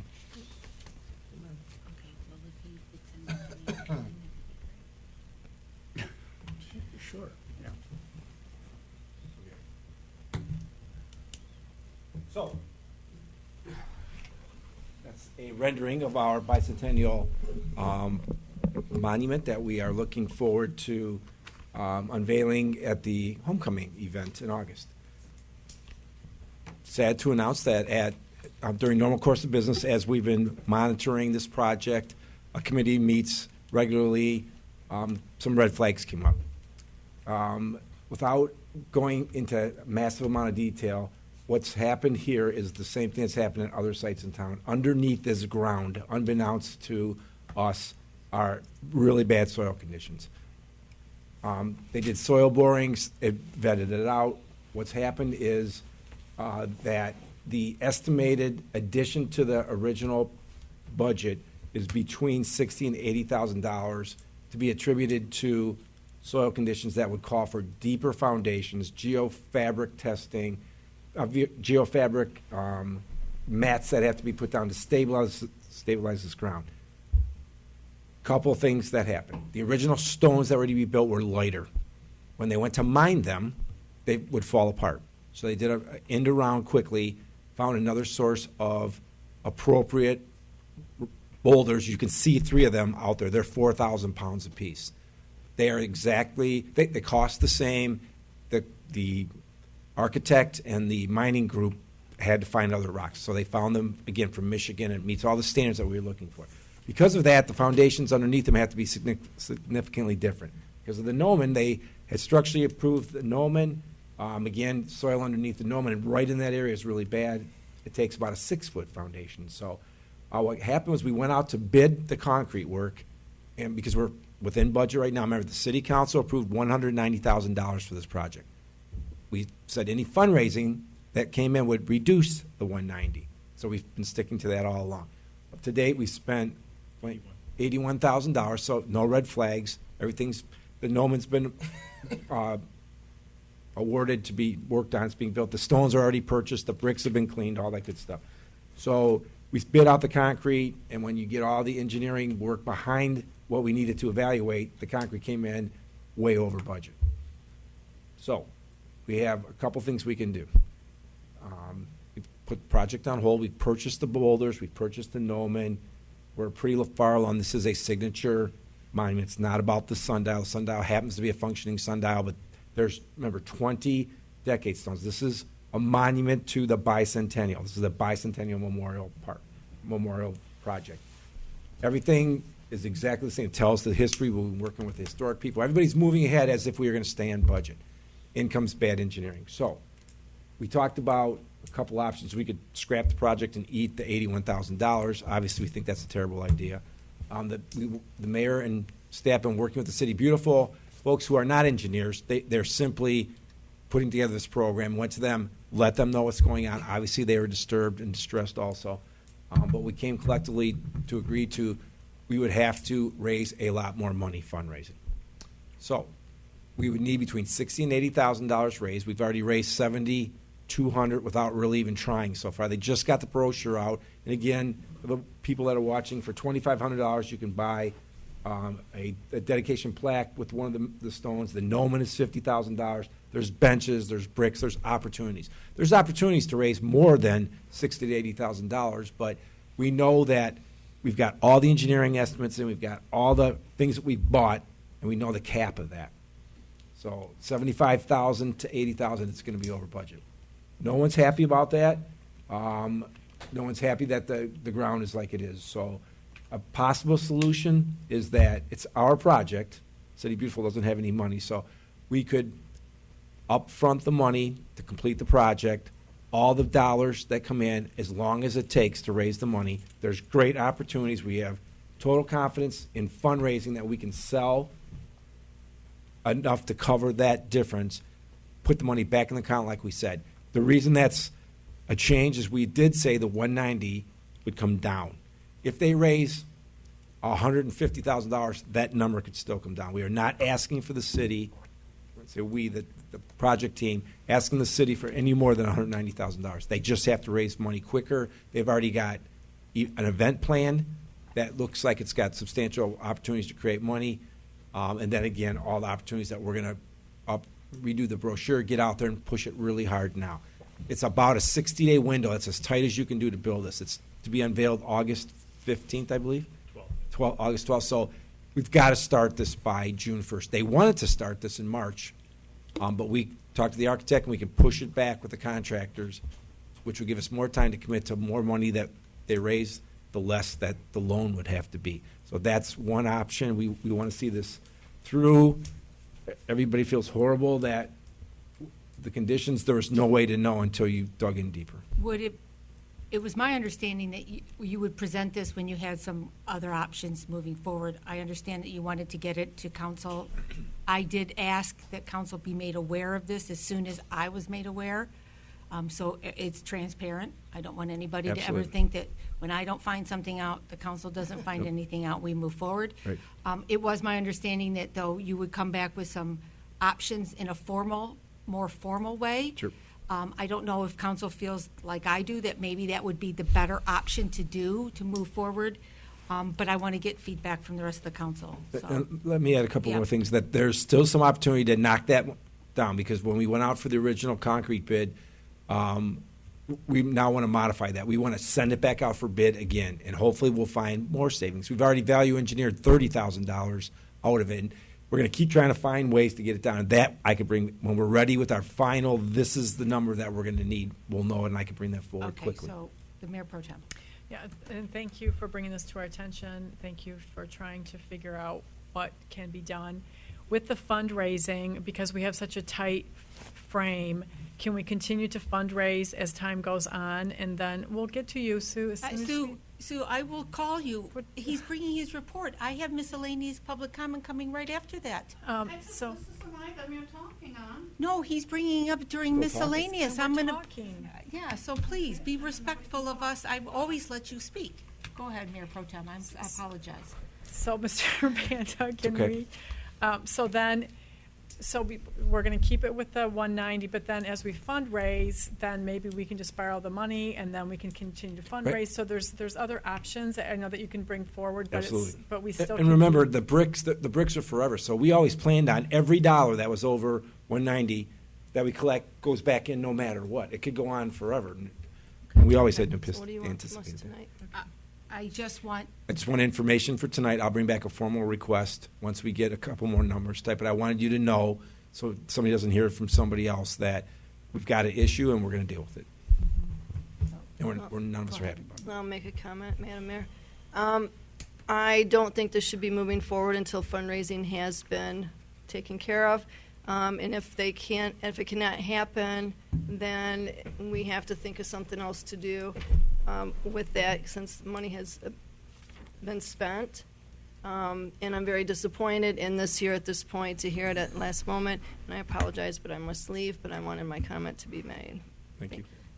just to be clear, you heard of it the first time I heard of No, it, no, so no, that no, I no, don't no, want no, this I didn't mean construed. that. No, no, Yeah, I because I didn't don't mean want this to be construed as I reached out to the mayor like, No, no, we need to tell everybody. Friday what's morning going and you on. all heard Friday afternoon. No, Madam Mayor, I just meant, I I'm not understand. happy hearing about this. I understand.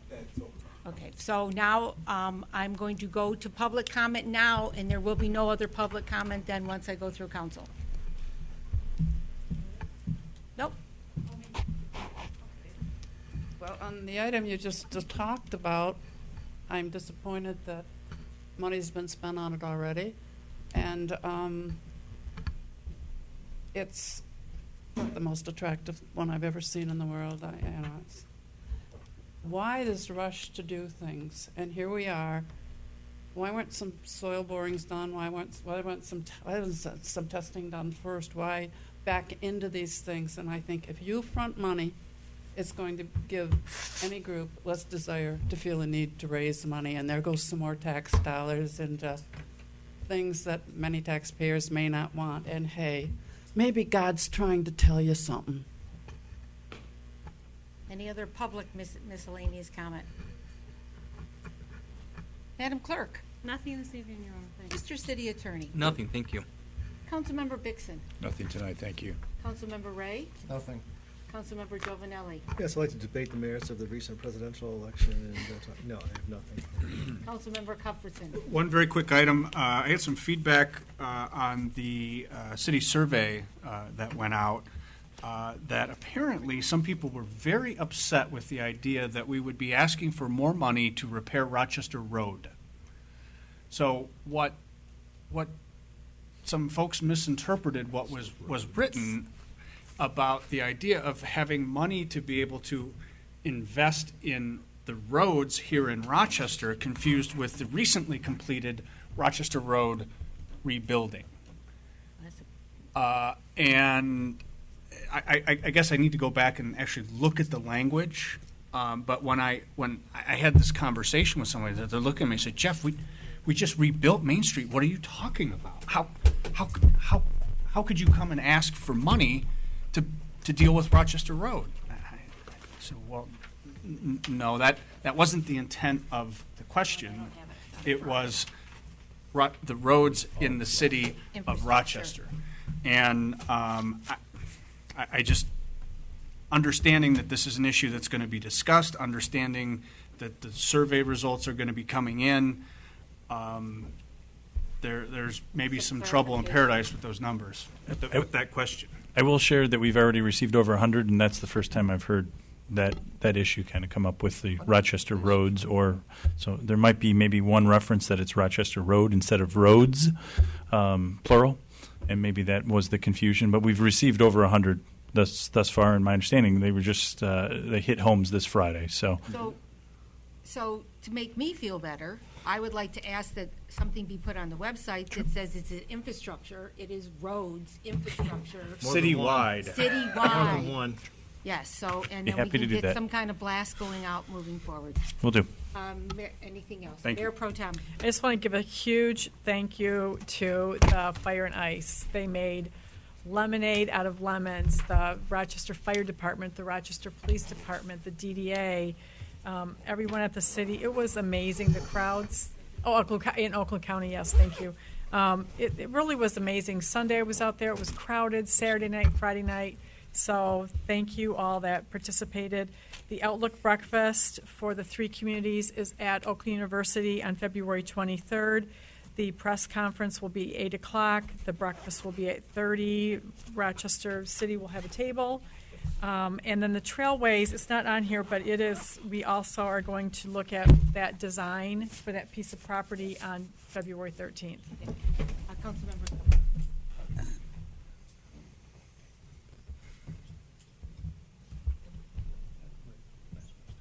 Oh, yeah. Yes, I want to ask. Yeah. Okay, so it's my turn. I rarely get turns around here, but that's okay. It's part of the deal. We won an award, Best Place to Raise a Family in the City of Rochester. I did a spot on Channel 7. I just want you to know she showed up at my office and my hair was in a ponytail, but I figured it out and we got through it. It was a phenomenal spot.